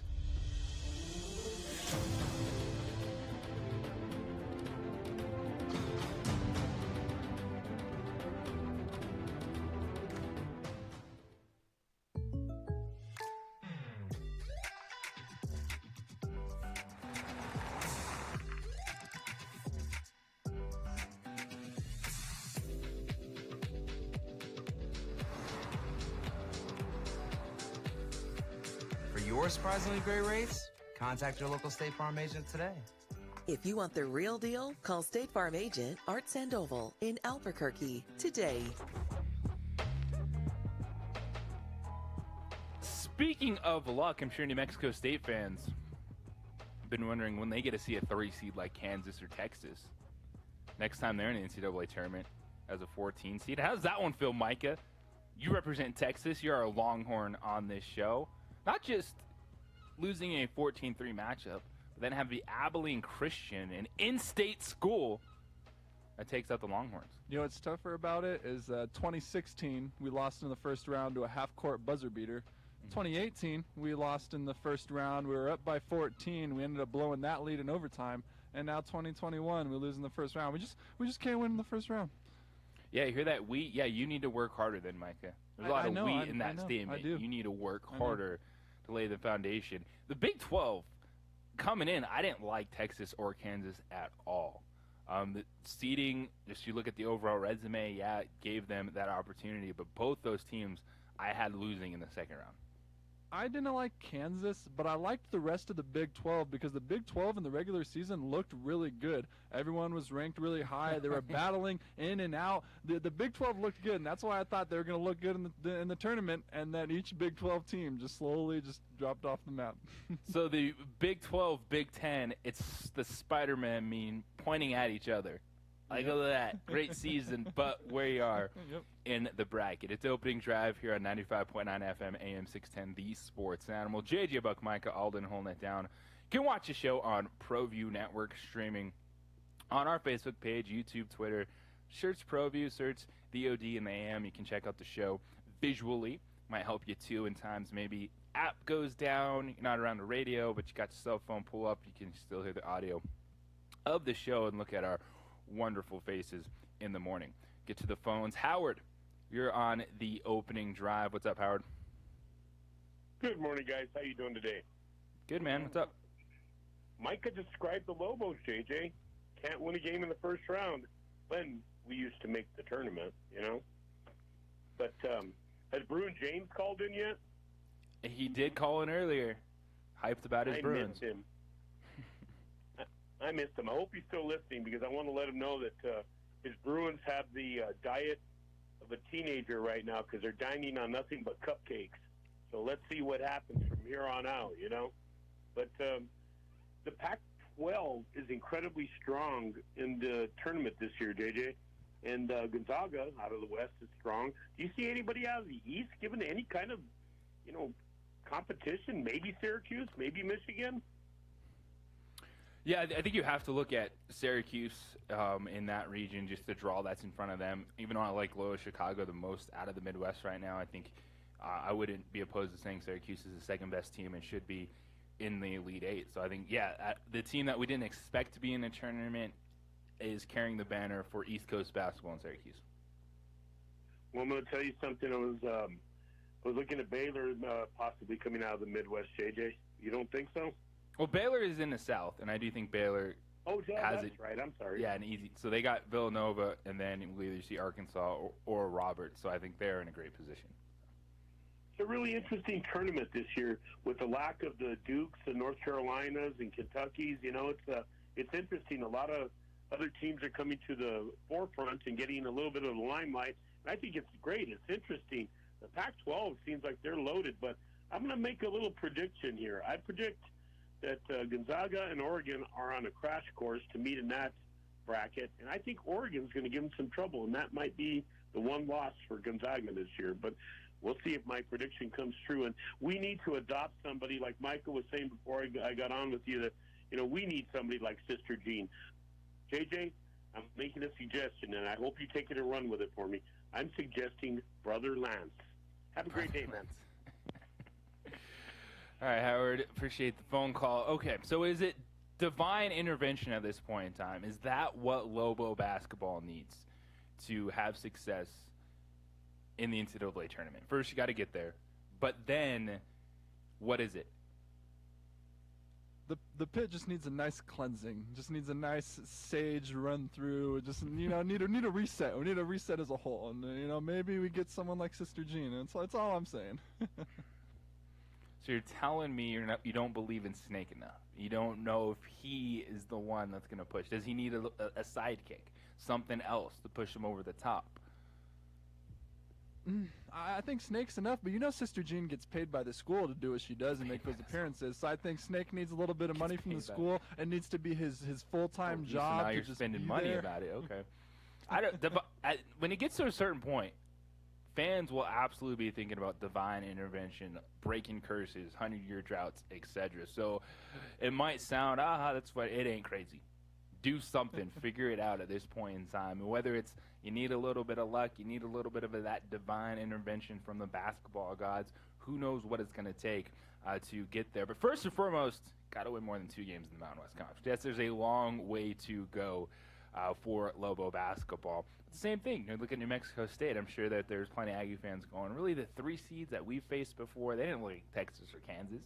Didn't see teams like that in the first round of the NCAA tournament. By the way, that Kansas team, though, they did in the first round beat Eastern Washington, but they had 93-84. Eastern Washington took them to the wire. And that's the challenge, is how do you balance regular season success? Because the regular season, your overall resume puts you in position to get to the NCAA tournament, but also what you've really done. You look at the last 2 to 3 weeks, that snapshot in the final month, and that's what we saw. That final month snapshot, not great for Kansas. Texas wasn't bad down the stretch, but so that one is tough when you lose to Abilene Christian the way they did in the first round. And then teams that you just think, like I thought, Nova, they were prime for an upset. You lose your point guard. You're coming in, you're struggling. You're playing a hot Winthrop team that's only lost 1 game this season, and Villanova's in the Sweet 16. oh, Michigan, they're the 1 seed that's going to go down. They're struggling as well. An injury, it's going to be Michigan. No, they're in the Sweet 16. So that's the beauty of March. If you think you know, you have no idea. Just hold up your bracket. Show me how many X's you have in it, because it is X'd out like crazy, specifically the Midwest. The Midwest is a prime example, the reminder, as Mike is holding up his bracket right now, that this tournament every single year is insane. So 246-0610 is the Quan's Auto Care hotline. Get your thoughts on the tournament. The Sweet 16 is set. I do, like Howard, I think it is a collision course. Gonzaga and Oregon in the West, Michigan and Alabama in the East. I have Syracuse, Loyola in the Midwest, and then Baylor and Arkansas in the South. But will the Cinderella story continue for Oral Roberts?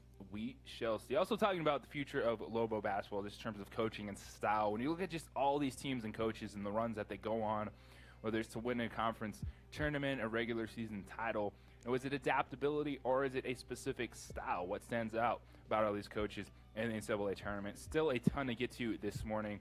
Some NBA news want to dive into as well. Steve Kerr and Kevin Durant at odds. JJ Buck, Mike Alden holding it down. It's the opening drive here on 95.9 FM, AM 610, the Sports Animal. Like a good neighbor, State Farm is there.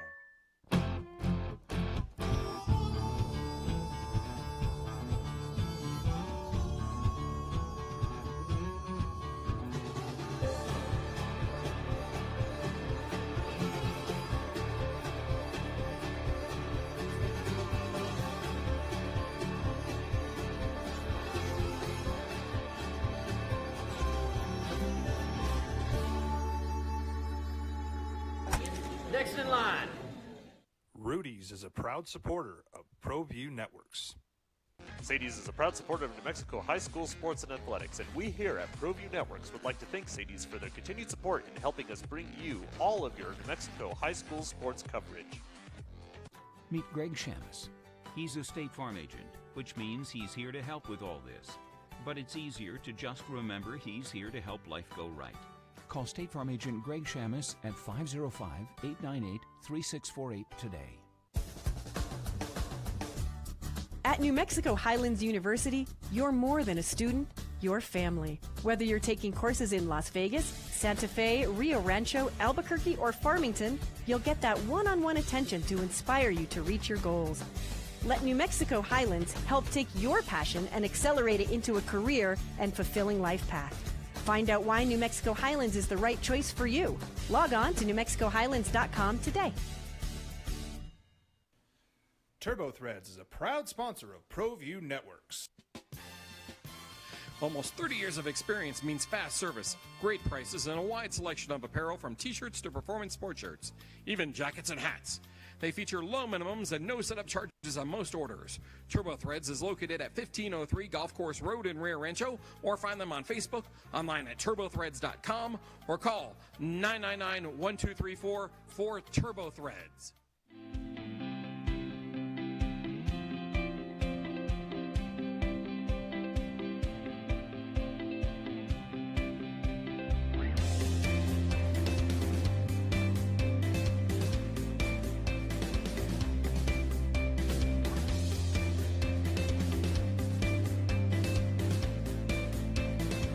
Plan your adventure at WNMU.edu.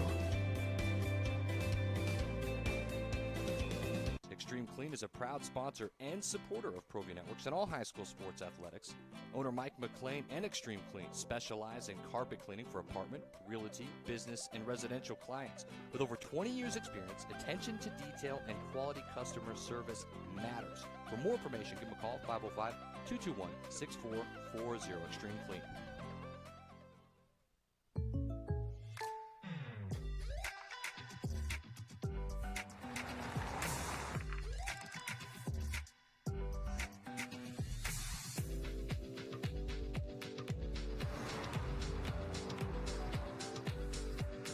Your surprisingly great rates? Contact your local State Farm agent today. If you want the real deal, call State Farm agent Ashley Duran in Albuquerque today. Like a good neighbor, State Farm is there.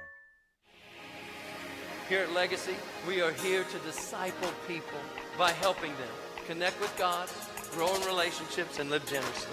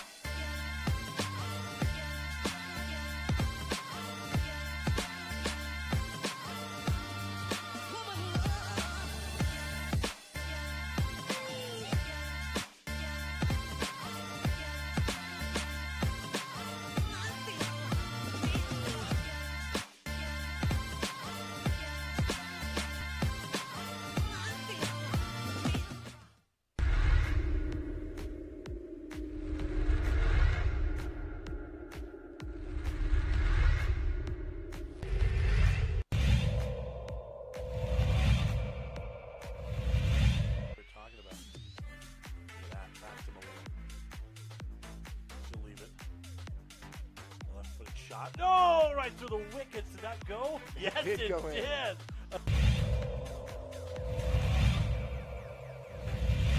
Tough serve. Here we go.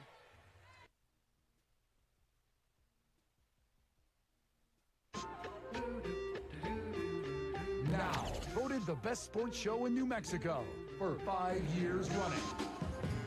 This is the opening drive with two-time New Mexico Sportscaster of the Year, Jeff Siembieda, and J.J. Buck. Dynamic duo. Well, it's a trio taking it home this morning. J.J. Buck, Micah Alden with you. Speaking of trios, the Golden State Warriors had a pretty good one. You had Steph Curry, you had Klay Thompson, you had Draymond Green, and who came and joined them? One Kevin Durant. A super team, yes, one of the best teams we've seen in the last decade. Won some NBA Finals, didn't quite end well, and now is there more going on? Even though he's gone, Kevin Durant. The Warriors struggling again due to injuries.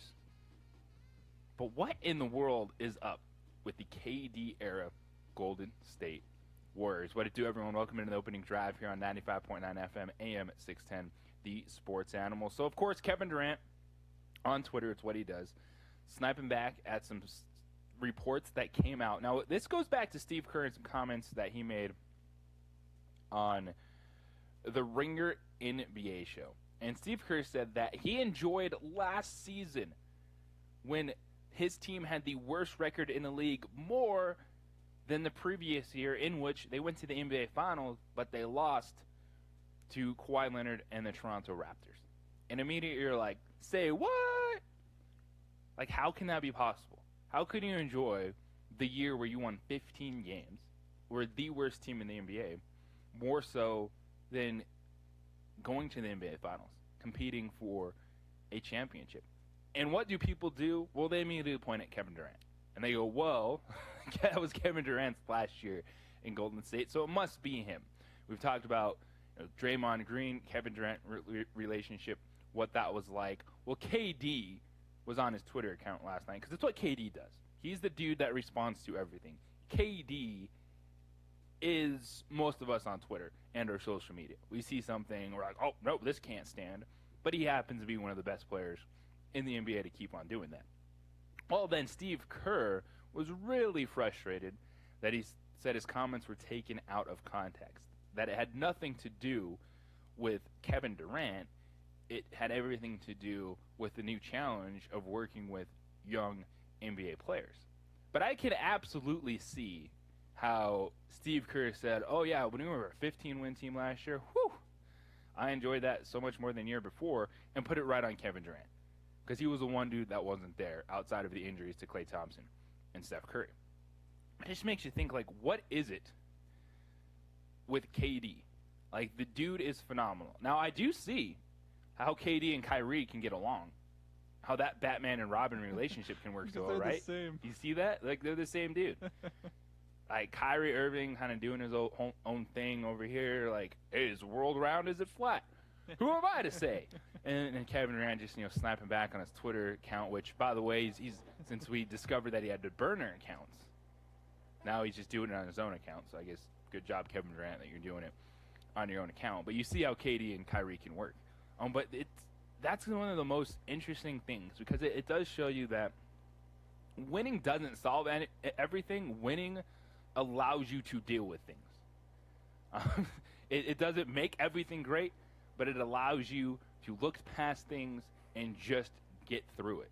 And that is definitely Kevin Durant and the Golden State Warriors, because as good as they were, it never truly felt like a great team together. And is that totally fair, not being in the locker room and most of the guys saying, yeah, it was fine? Like, they did what they had to do to dominate the league until Kevin Durant got hurt in that series, Klay Thompson got hurt in that series, and then the Raptors get the ring. But it is fascinating, and it's easy to see how you could take it out of context. Steve Kerr's comments in The Ringer, because there's no way you're going to tell me that you enjoy a 15-win season more than competing for an NBA championship. There's no way. Now, it might be different pressure, just the different things you're dealing with, but there's no way. And so it just goes back to Kevin Durant in his quest to figure out who he is as a superstar. Like, his game does all the talking. Like, he's a dude that doesn't need to defend himself. He's actually been the guy that people point at and say it's better than LeBron James. Right? It's the guy in the league that you go, you know what? If you want someone that might be better than the king over here, it's Kevin Durant. But yeah, his attitude meshes with Kyrie. That team works. Now, I thought Alden brought up a really interesting point, though. During the break, is LeBron now going to swoop in and take comeback player of the year away from Kevin Durant coming off a high ankle sprain? I don't think that's going to be the case, but it was an interesting moment there. But these are guys at the height of their game that are still trying to figure out how to be superstars. And this Brooklyn Nets team, it works. We all thought it wasn't going to work. Raise your hand if you thought this was going to be nuts. KD, Kyrie, and James Harden. I was Alden, maybe, but it works. And it's the personalities that you have a bunch of, all right, these dudes might be a little bit different, but you get them together and they work. But I just think it's JJ, fascinating. I feel like this team is the island of misfit toys, Yeah. Like, all these guys have been superstars in their past. Now, even with the addition of Blake Griffin, right. And James Harden, obviously, I mean, MVP caliber type player comes in, and he's leading the league in assists. Who would have thought James Harden would be the sane one coming in and all this? Yeah, exactly. So, I think it's an interesting story there in Brooklyn. We'll see how the rest of the season goes. But it's like the Space Jam Looney Tunes crew. For some reason, it just works. Yeah, exactly. It is.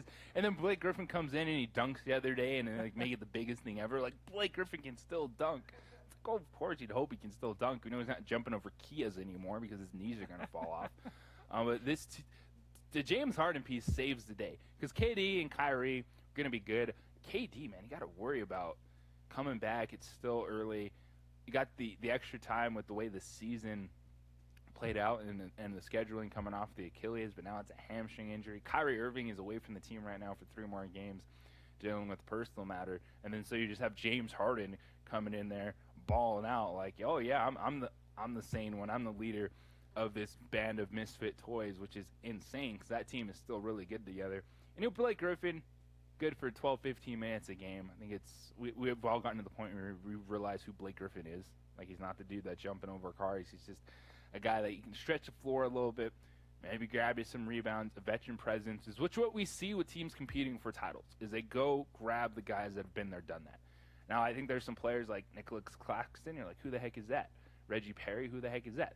They're young guys that I think would probably be better in that situation, but when you see teams in the NBA competing for championships, they go grab the Blake Griffins of the world, the DeAndre Jordans, JaVale McGee's, etc., just to run out there and have that veteran presence. But the element, the mindset of Kevin Durant just going back and sniping, and Steve Kerr saying it's taken out of context, it is one of the most interesting teams ever that little mini run that KD had in Golden State, because I think that's also why KD ultimately did go to Brooklyn. He won a Finals MVP. Like, there's no denying his talent, but there is a sense of, everyone is still looking at it going, well, KD, what did you do? You joined the Golden State Warriors. Yeah, I feel like there's a lot of bitterness coming from Golden State, because if they still had Steph Curry and they still had Kevin Durant, they'd still be a title contender team even without Klay Thompson and all that, and with the injuries. So I feel like there's a lot of bitterness from the Golden State side, because they would still, KD still missed the year after because of that injury. But, this year especially, just him and Steph doing their thing, they would still definitely be a title contender team. So there's a lot of bitterness on the Golden State side for sure. It's definitely turning into the Boston Celtics that won the title. Like, out of nowhere, all of a sudden, it's like, wait, Ray Allen, KG, and Paul Pierce don't get along? Like, where did that come from? How did that happen? And it's like what's happened with Golden State. It's like one of the best teams we've seen over the last 2 decades. And just this finger-pointing, it's your fault, it's that fault. Just who knows what's going on. But it just gives you kind of the mindset and the attitudes of these coaches, of these star players. And also kind of figures out, why KD and Kyrie work so well together. And now James Harden coming in there riding the ship. There's a lot going on in the NBA, which we're going to touch on as well at the trade deadline. 2 names to watch out for, and how impactful could they be, these 2 names, in changing the dynamics of teams chasing a championship this season. 246-0610 is the Quan's Auto Care Hotline. You can email the show, jj@sportsanimалabq.com. I know you are sending them to Jeff. He's going to read them when he's back tomorrow, so if you got something you want to get in today, hit me up. You can also find me on Twitter, _JJBuck. Of course, shows on ProView, social media channels, Twitter, YouTube. Find us on our Facebook page, The OD in the AM. It's Opening Drive here on 95.9 FM, AM 610, The Sports Animal.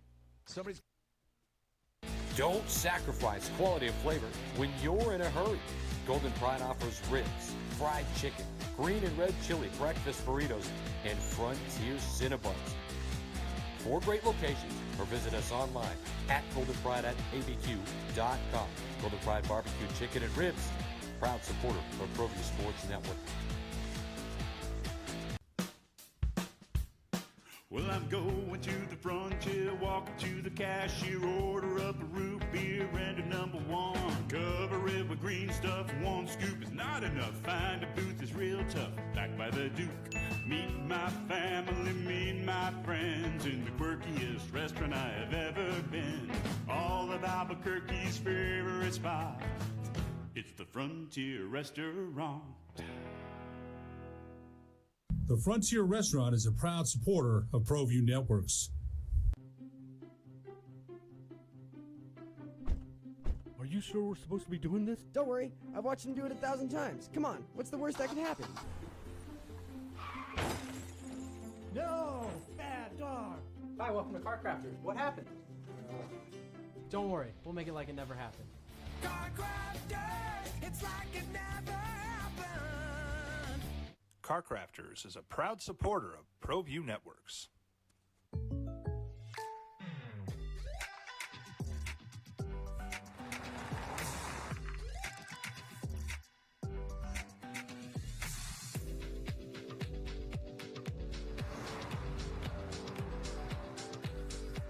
For your surprisingly great rates, contact your local State Farm agent today.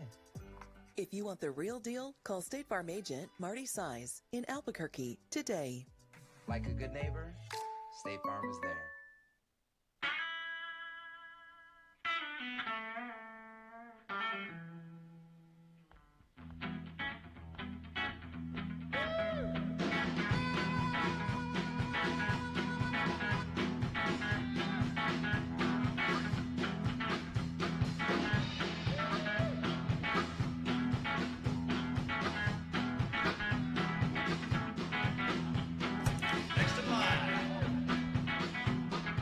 Rudy's is a proud supporter of ProView Networks.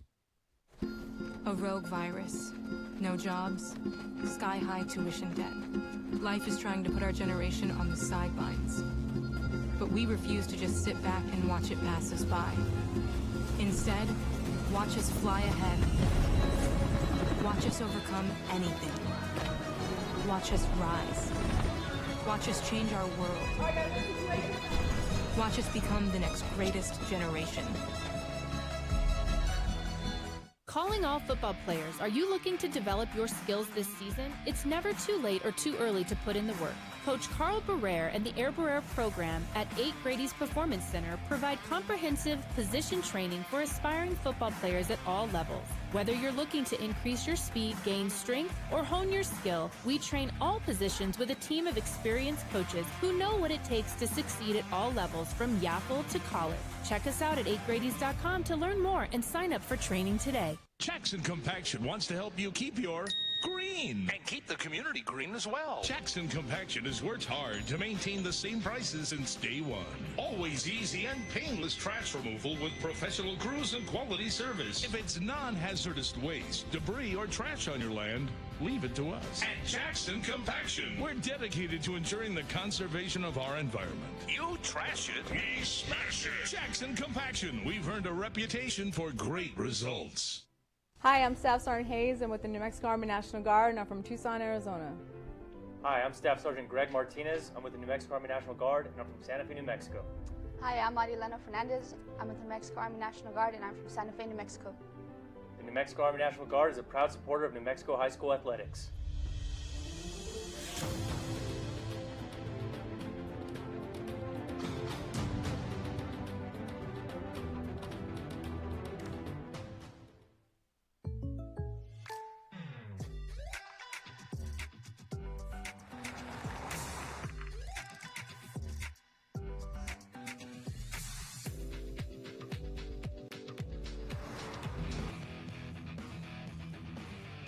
Micah making the good points during the commercial break.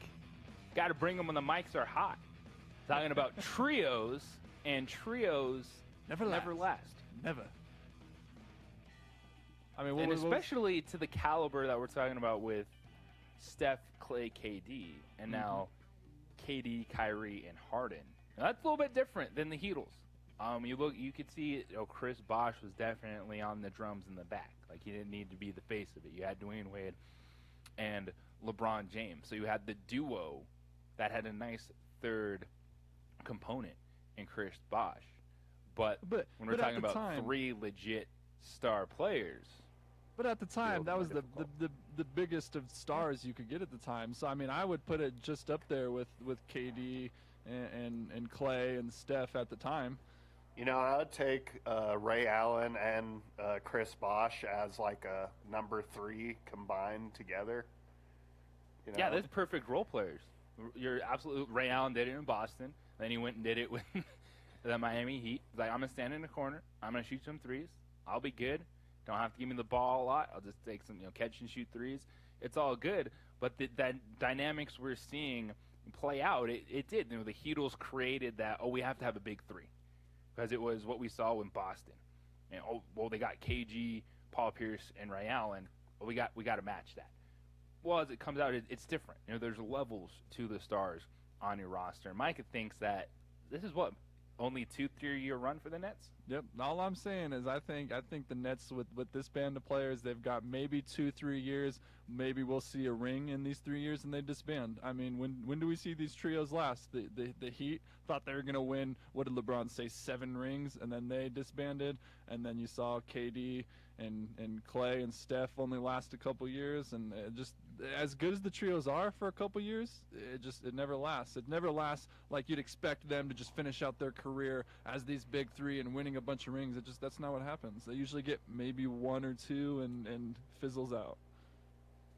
At this point, you have to get 1 to cash in on any big 3. So 1 title for the Brooklyn Nets would be successful. You're right. We don't necessarily see these extended runs of a dominant team really kind of after the Heat. And they didn't win every title, but they were the team that was there for most years. And then LeBron goes to Cleveland battling Golden State. So I think it's a really good point. It's opening drive here on 95.9 FM, AM 610, The Sports Animal. JJ Buck, Micah, Alden, holding it down with you. Diving into the NBA, what we saw come out yesterday, Steve Kerr, Kevin Durant, a little back and forth that might have been taken out of context, but also then looking forward, and the NBA trade deadline is around the corner, and who's going to be that piece? Maybe not a superstar piece, but is there a player on the market that can be the guy that helps push you over the top? And the two names that are circulating now are Kyle Lowry, Toronto Raptors, and Aaron Gordon of the Orlando Magic. But let's talk about the Toronto Raptors for a quick second and what happened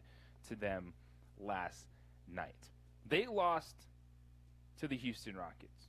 The Houston Rockets that have lost 20 games in a row. They snapped that losing streak, defeating the Raptors 117-99. The Toronto Raptors can absolutely now think about trading Kyle Lowry. They are struggling. And Kyle Lowry is a piece that Miami's looking at.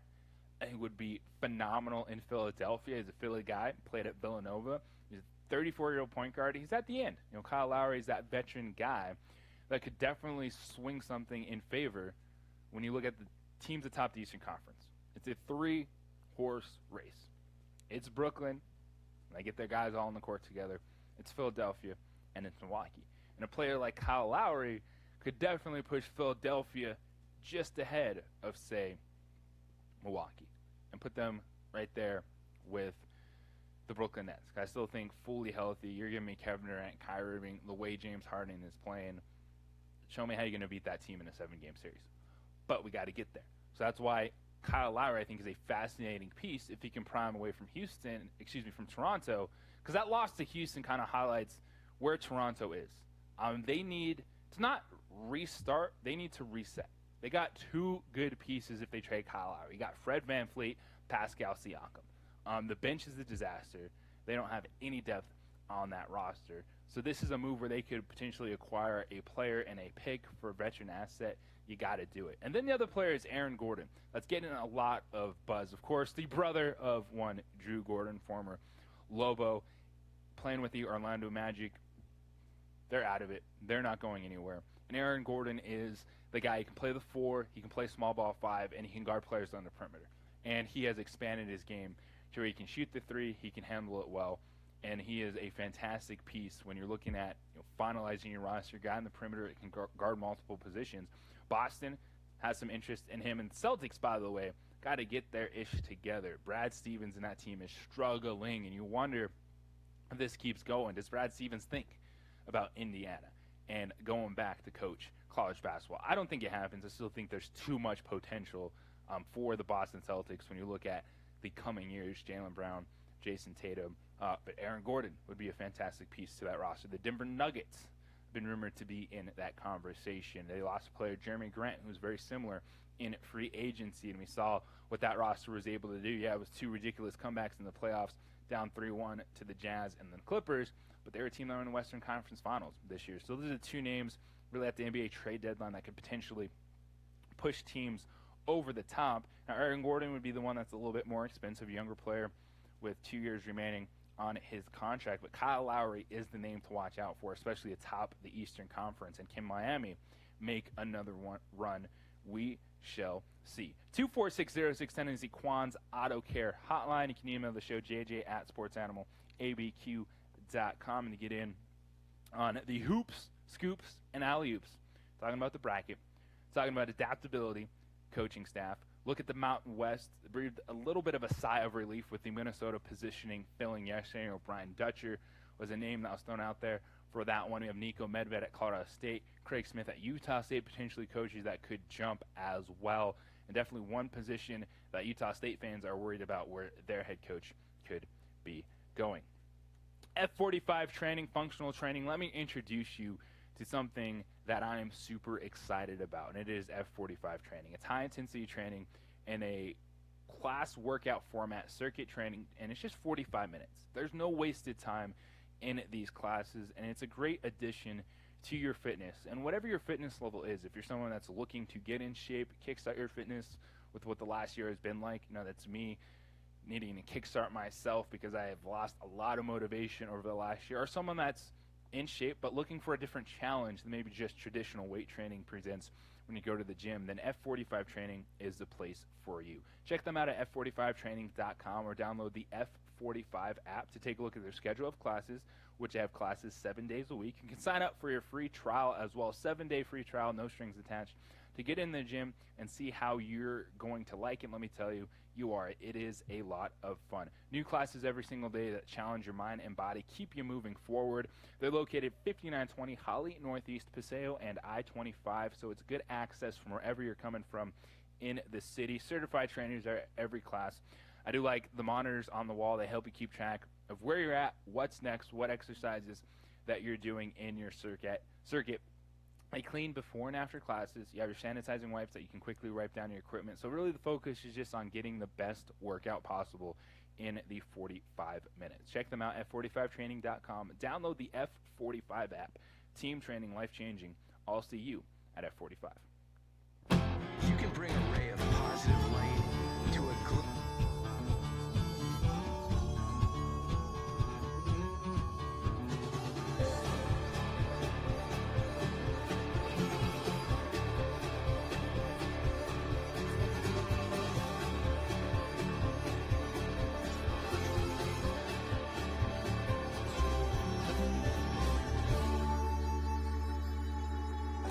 Next in line. Rudy's is a proud supporter of ProView Networks. Sadie's is a proud supporter of New Mexico high school sports and athletics, and we here at ProView Networks would like to thank Sadie's for their continued support in helping us bring you all of your New Mexico high school sports coverage. Meet Greg Shamus. He's a State Farm agent, which means he's here to help with all this. But it's easier to just remember he's here to help life go right. Call State Farm agent Greg Shamus at 505-898-3648 today. At New Mexico Highlands University, you're more than a student, you're family. Whether you're taking courses in Las Vegas, Santa Fe, Rio Rancho, Albuquerque, or Farmington, you'll get that one-on-one attention to inspire you to reach your goals. Let New Mexico Highlands help take your passion and accelerate it into a career and fulfilling life path. Find out why New Mexico Highlands is the right choice for you. Log on to NewMexicoHighlands.com today. Turbo Threads is a proud sponsor of ProView Networks. Almost 30 years of experience means fast service, great prices, and a wide selection of apparel from t-shirts to performance sport shirts, even jackets and hats. They feature low minimums and no setup charges on most orders. Turbo Threads is located at 1503 Golf Course Road in Rio Rancho, or find them on Facebook, online at turbothreads.com, or call 999-1234 for Turbo Threads.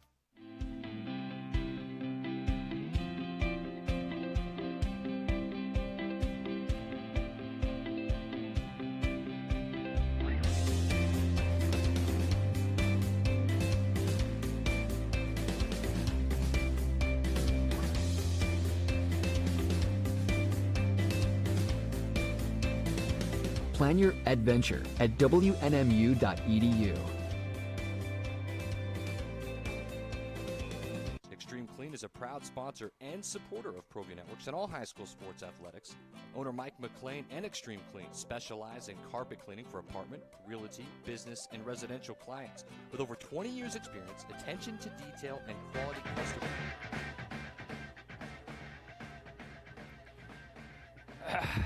Telling you, Micah, you got to stop coming in hot during the commercial breaks. Got to give me these takes till the mics are on. So you think Aaron Gordon is just the next Blake Griffin? So I was sitting there saying Aaron Gordon's going to be this game changer. He's going to be a nice third piece, maybe fourth addition to a team making a playoff run. You're sitting there shaking your head, going, no, no, no, just the next Blake Griffin. Why are you waiting to the commercial breaks to drop this stuff on me? I'm sorry, but it's true. You're mentioning Aaron Gordon. He's going to be a piece to a puzzle. He's not. I'm just saying Aaron Gordon is the next Blake Griffin. You're talking about Aaron Gordon. He's improved his game. He can do this now. He can do that. That's what everyone said about Blake Griffin when he was 25, 26. It's what everyone said after he won the dunk contest is all he can do is dunk. Oh, but now he's starting to expand his game. Now he's starting to get a mid-range shot. He's starting to do this. He's starting to do that. And then Blake Griffin just disappeared into the wind. Now he's 31 on a minimum contract for the Nets. So I'm just saying, I think the same thing's going to happen to Aaron Gordon. Micah, what happened, bro? He went to a Big 12 school, bro. Come on, man. He's an Oklahoma guy. Oh man, no, it's Blake even worse. Griffin. That's why. See, that's why. That's why he's an Oklahoma guy. That's right. He's an Oklahoma grad, and Mr. Yeah. Texas over here shredding Blake Griffin. I think Blake Griffin was even better. Was even better than Aaron Gordon. You look at Blake Griffin. You look at Blake Griffin's stats. You just said all he did was dunk. But at least Blake Griffin averaged 20 points a game. Aaron Gordon's averaged maybe 14 points a game. There you go. Only 14 points a game. This is one. Blake Griffin, Aaron Gordon. Who you got? Who's going to be the difference maker? Aaron Gordon is going to help a playoff team more than Blake Griffin at this point in time. Aaron Gordon did expand his game. There might have been talk about it, but Blake Griffin never did it. Never did it. There you go, Blake Griffin, Aaron Gordon. That's what you came for this morning. That's what you knew was going to get you fired up. Blake Griffin, Aaron Gordon, NBA talk here on the opening drive. J.J. Buck, Micah Alden holding it down for it.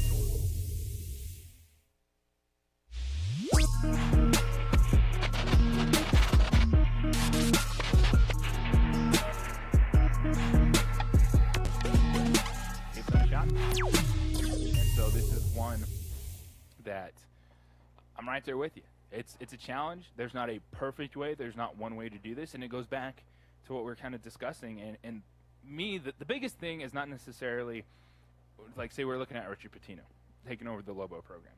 It's not necessarily knowing exactly, oh, this is what we're doing every single day offensively. It's adaptability.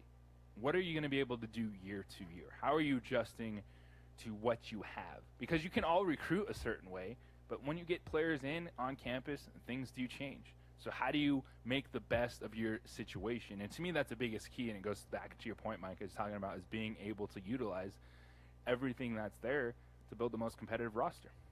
Mm-hmm. And I think that's... Sorry, Mike. I think in, like, recent UNM, like, history, too, like, just look at Danny Granger, look at J.R. Giddens, you know. These are players that didn't start here, that transferred over here, but at the same time, you could have players like Bragg and all of that stuff that happened.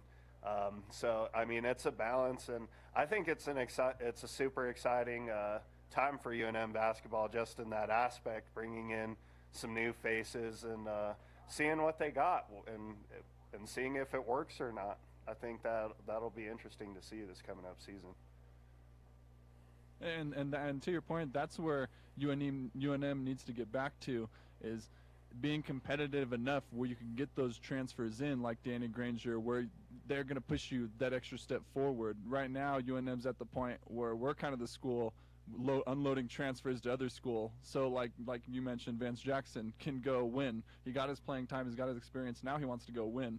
And so we need to take that next step. So we, right now we're the school, Anthony Mathis, Vance Jackson, all these guys, left because they want to go win. We need to get back to being somewhat competitive so we can get those transfers in from the other perspective that want to come in so they can win, not just get that playing time.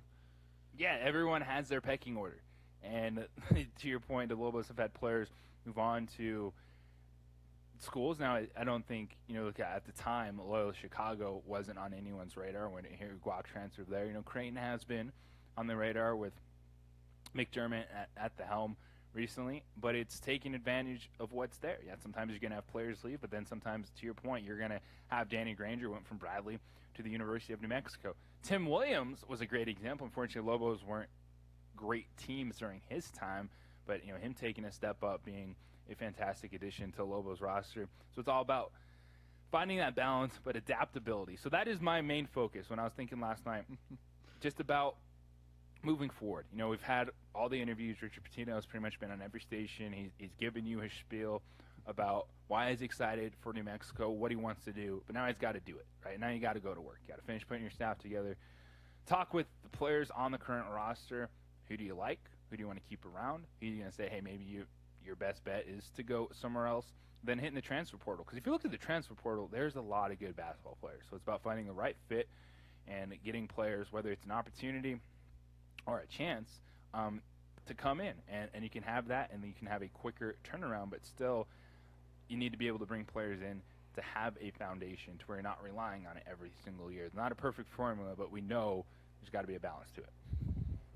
With all the COVID and the pandemic, the transfer portal is going to be the biggest it's ever been. I feel like this coming up season with the most potential to turn your team around. And so with that extra it'll be interesting to see. Yeah, so it'll be interesting to see what pieces they're able to bring in, who they're gonna keep on the team, and just see if all that meshes and works together. It's going to be really interesting. Yeah, this year it's going to be just insane, to say the least, with schools dealing with the extra year of eligibility. We've already seen so many seniors say they're done, like really good, like Luka Garza, McKinley Wright, guys that have played there 4 years and say, yeah, I'm ready to move on to the next level. And there might be other guys that aren't quite there yet that could be a home run. We're thinking like a fifth-year player, a graduate transfer.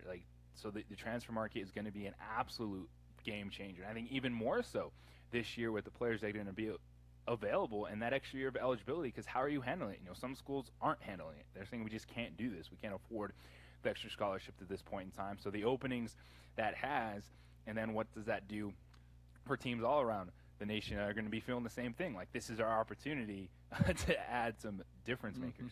And that's where I think you're going to see some guys who might, would have been there last year, and they're on a team that was, so close but couldn't quite get it done, and then that team's starting to fall apart, and they choose that extra year of eligibility, decide to go transfer somewhere else where they can win, and you might get some playmakers, moving around to get that opportunity.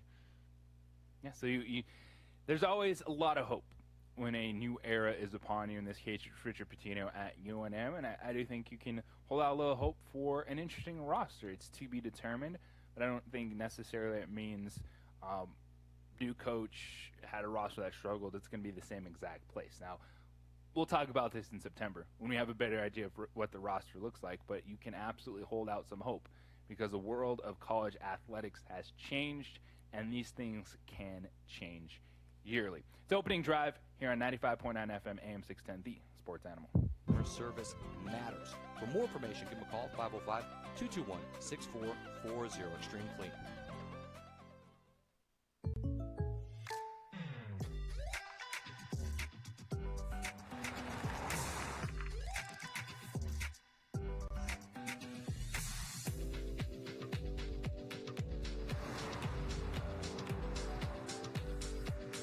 Your surprisingly great rates? Contact your local State Farm agent today.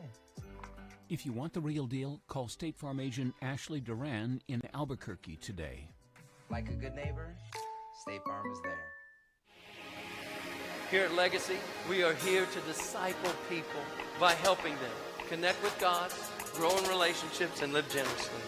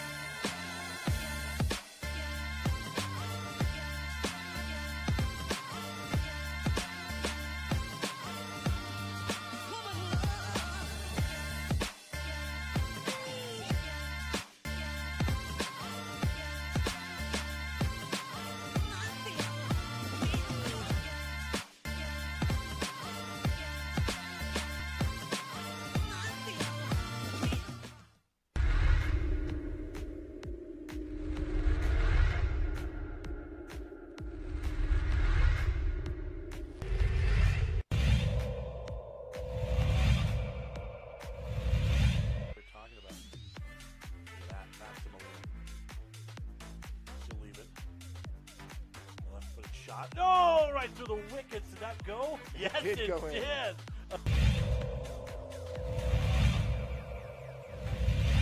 Tough serve. Here we go. That's a great serve, ace by Vance. So a kill and then an ace for the 5'9" 8th grader.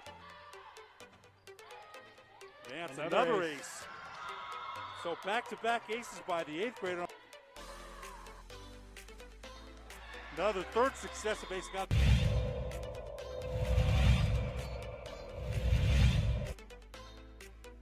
Yarno back to pass, looking left, looks to his right, throws, caught, touchdown. Touchdown, Western New Mexico.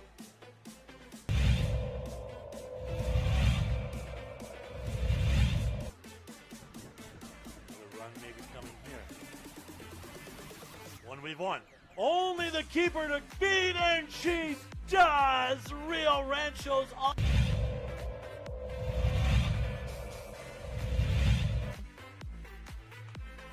Ferreira, and one run's going to come around the score. Here comes another run, and the Cowboys plate two more.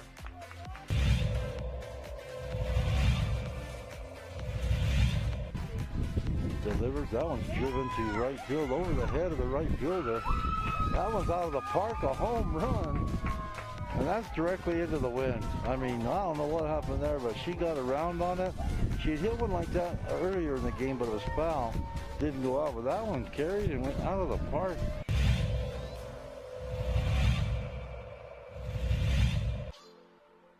Man in motion in front of Swords, he'll get it on a power sweep. On the first play of the game, and he might be off to the races, nobody in front, and we're going to have an opening touchdown for the Buffaloes.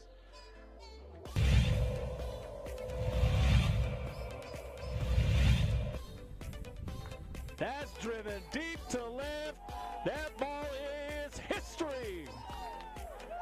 A 3-run bomb for Mr. Galen Young, and the Cowboys lead it 3-0.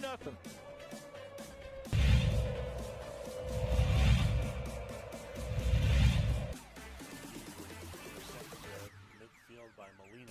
Now it's Martin. Still Martin. They've given her a lot of space, and she buries another upper V. They gave her way too much room, and she put it away. Jet sweep touchdown for Michael Cardonita. This one will take a beautiful Sunday hop for Bailey. He's looking for some space to develop, looking for some blockers. He's going to make a man miss. That's video game stuff right there. To the sideline, to the house, touchdown, Merrill.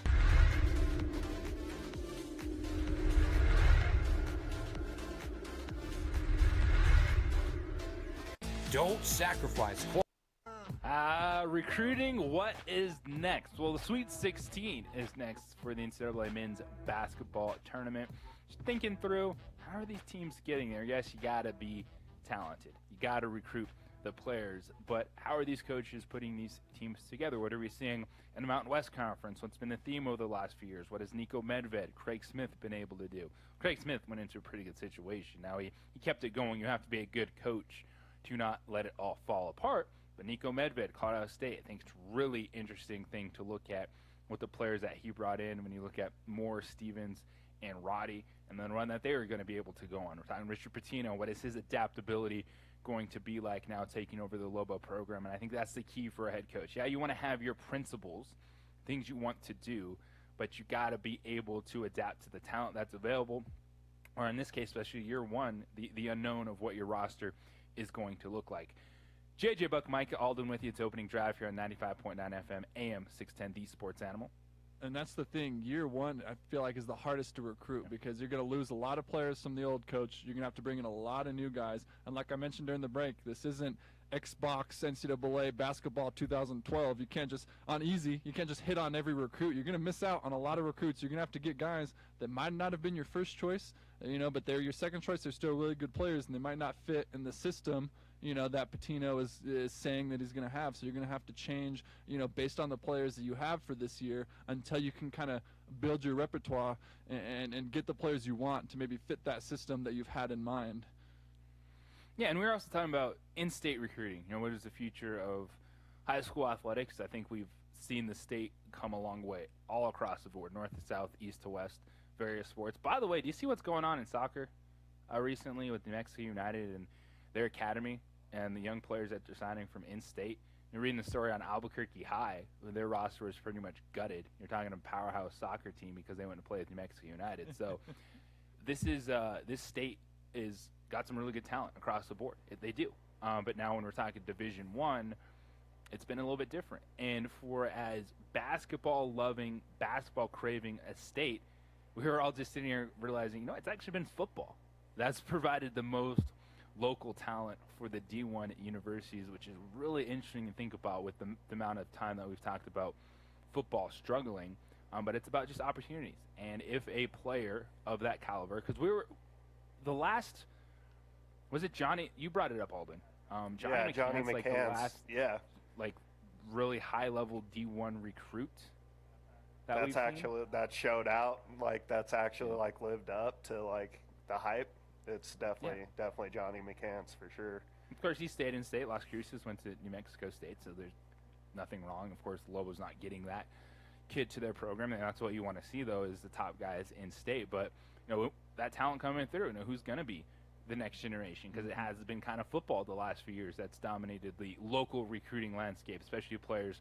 We're talking about getting big-time offers. Omari Samuels goes to Michigan. Well, guess what? He's back at New Mexico State now, so at least they got him back. But it's always that challenge, too, is if you have one or two of those guys come up, are you going to be good enough to stay in the game? And to me, that's the key for Patino. I think Patino, with his name and everything else, I think he's going to be really good, especially this first year, trying to delve into the transfer portal. I think he's going to be a really good out-of-state recruiter. But the key for me is him being an in-state recruiter and getting assistants or getting guys that know how to scout this area when a guy like that comes up. I mean, if there's no one in-state, quote unquote, worthy of enough, then don't go after him. But and if you get a talent like that, that's where, for Patino, he can't miss out. And next year, in a couple years, if there's someone of a talent like that, you can't miss out on these in-state recruits and let them go elsewhere, let them go out of state to some of these other schools.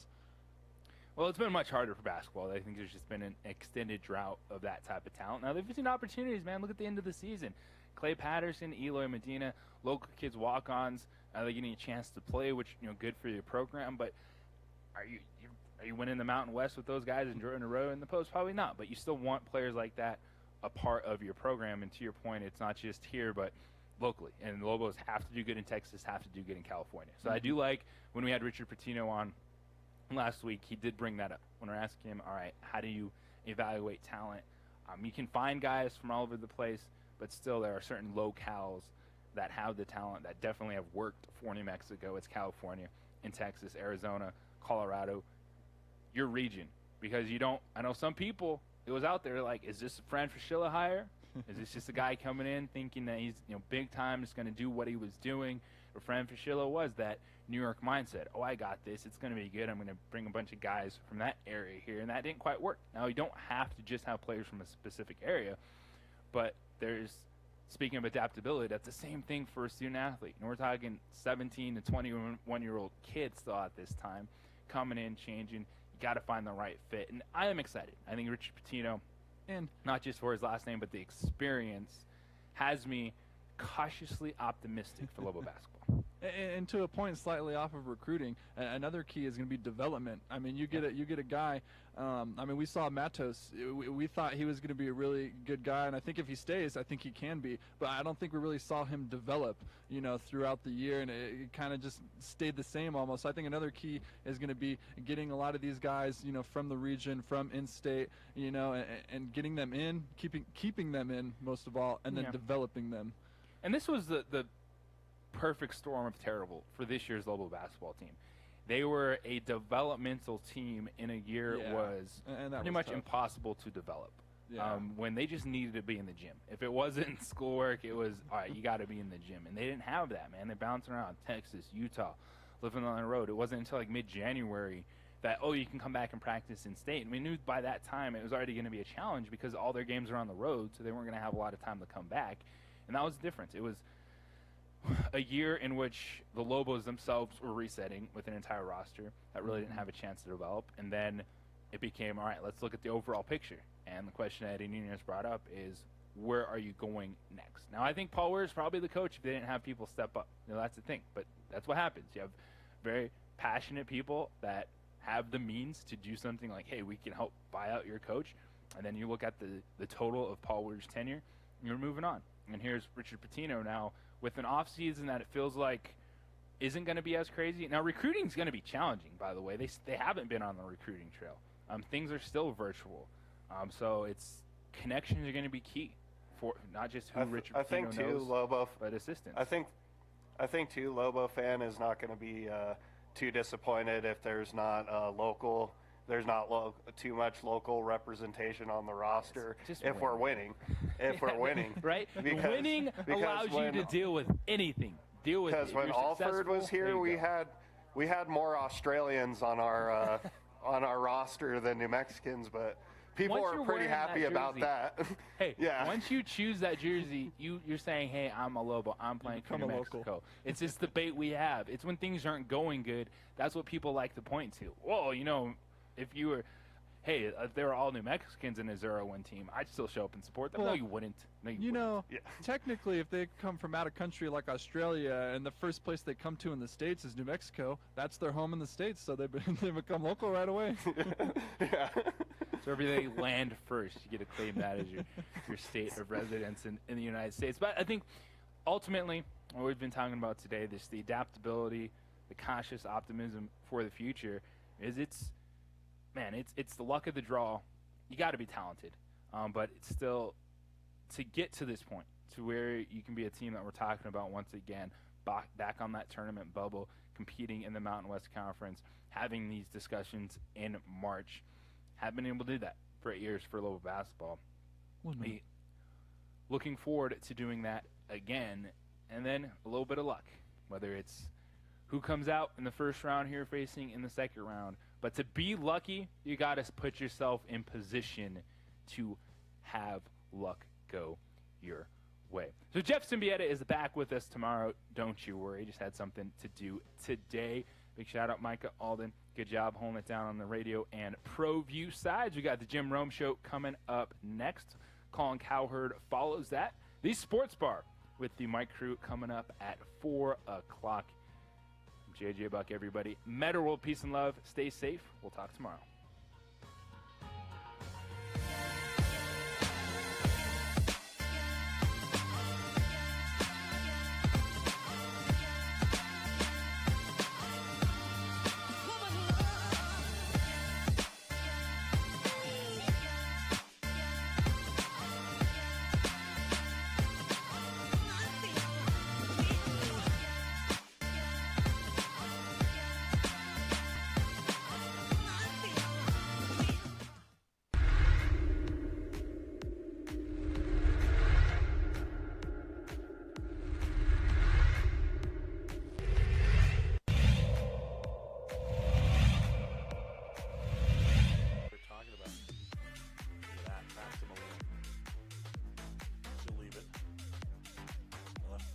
No, right through the wickets. Did that go? Yes, it did.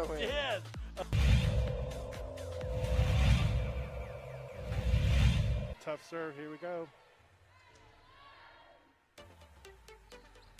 That's a great serve, ace by Vance, so a kill, and then an ace for the 5'9" 8th grader. Vance, another ace. So back-to-back aces by the 8th grader. Another third successive ace got.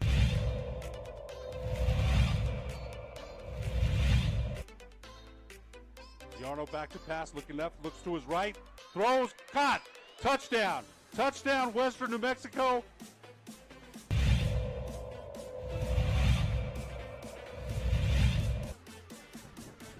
The run may be coming here. One we've won. Only the keeper to beat, and she does. Rio Rancho's on.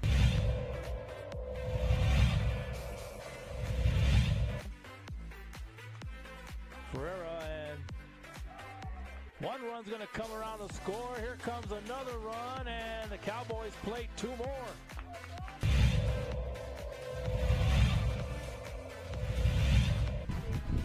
Delivers. That one's driven to right field over the head of the right fielder.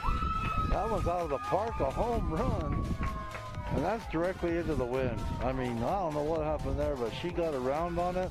She'd hit one like that earlier in the game, but it was foul. Didn't go out, but that one carried and went out of the park.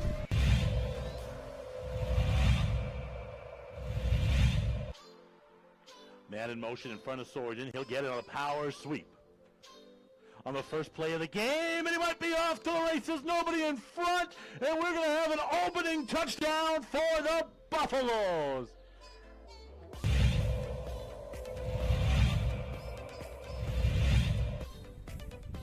That's driven deep to left. That ball is history. A three-run bomb for Mr. Galen Young, and the Cowboys lead it 3-0.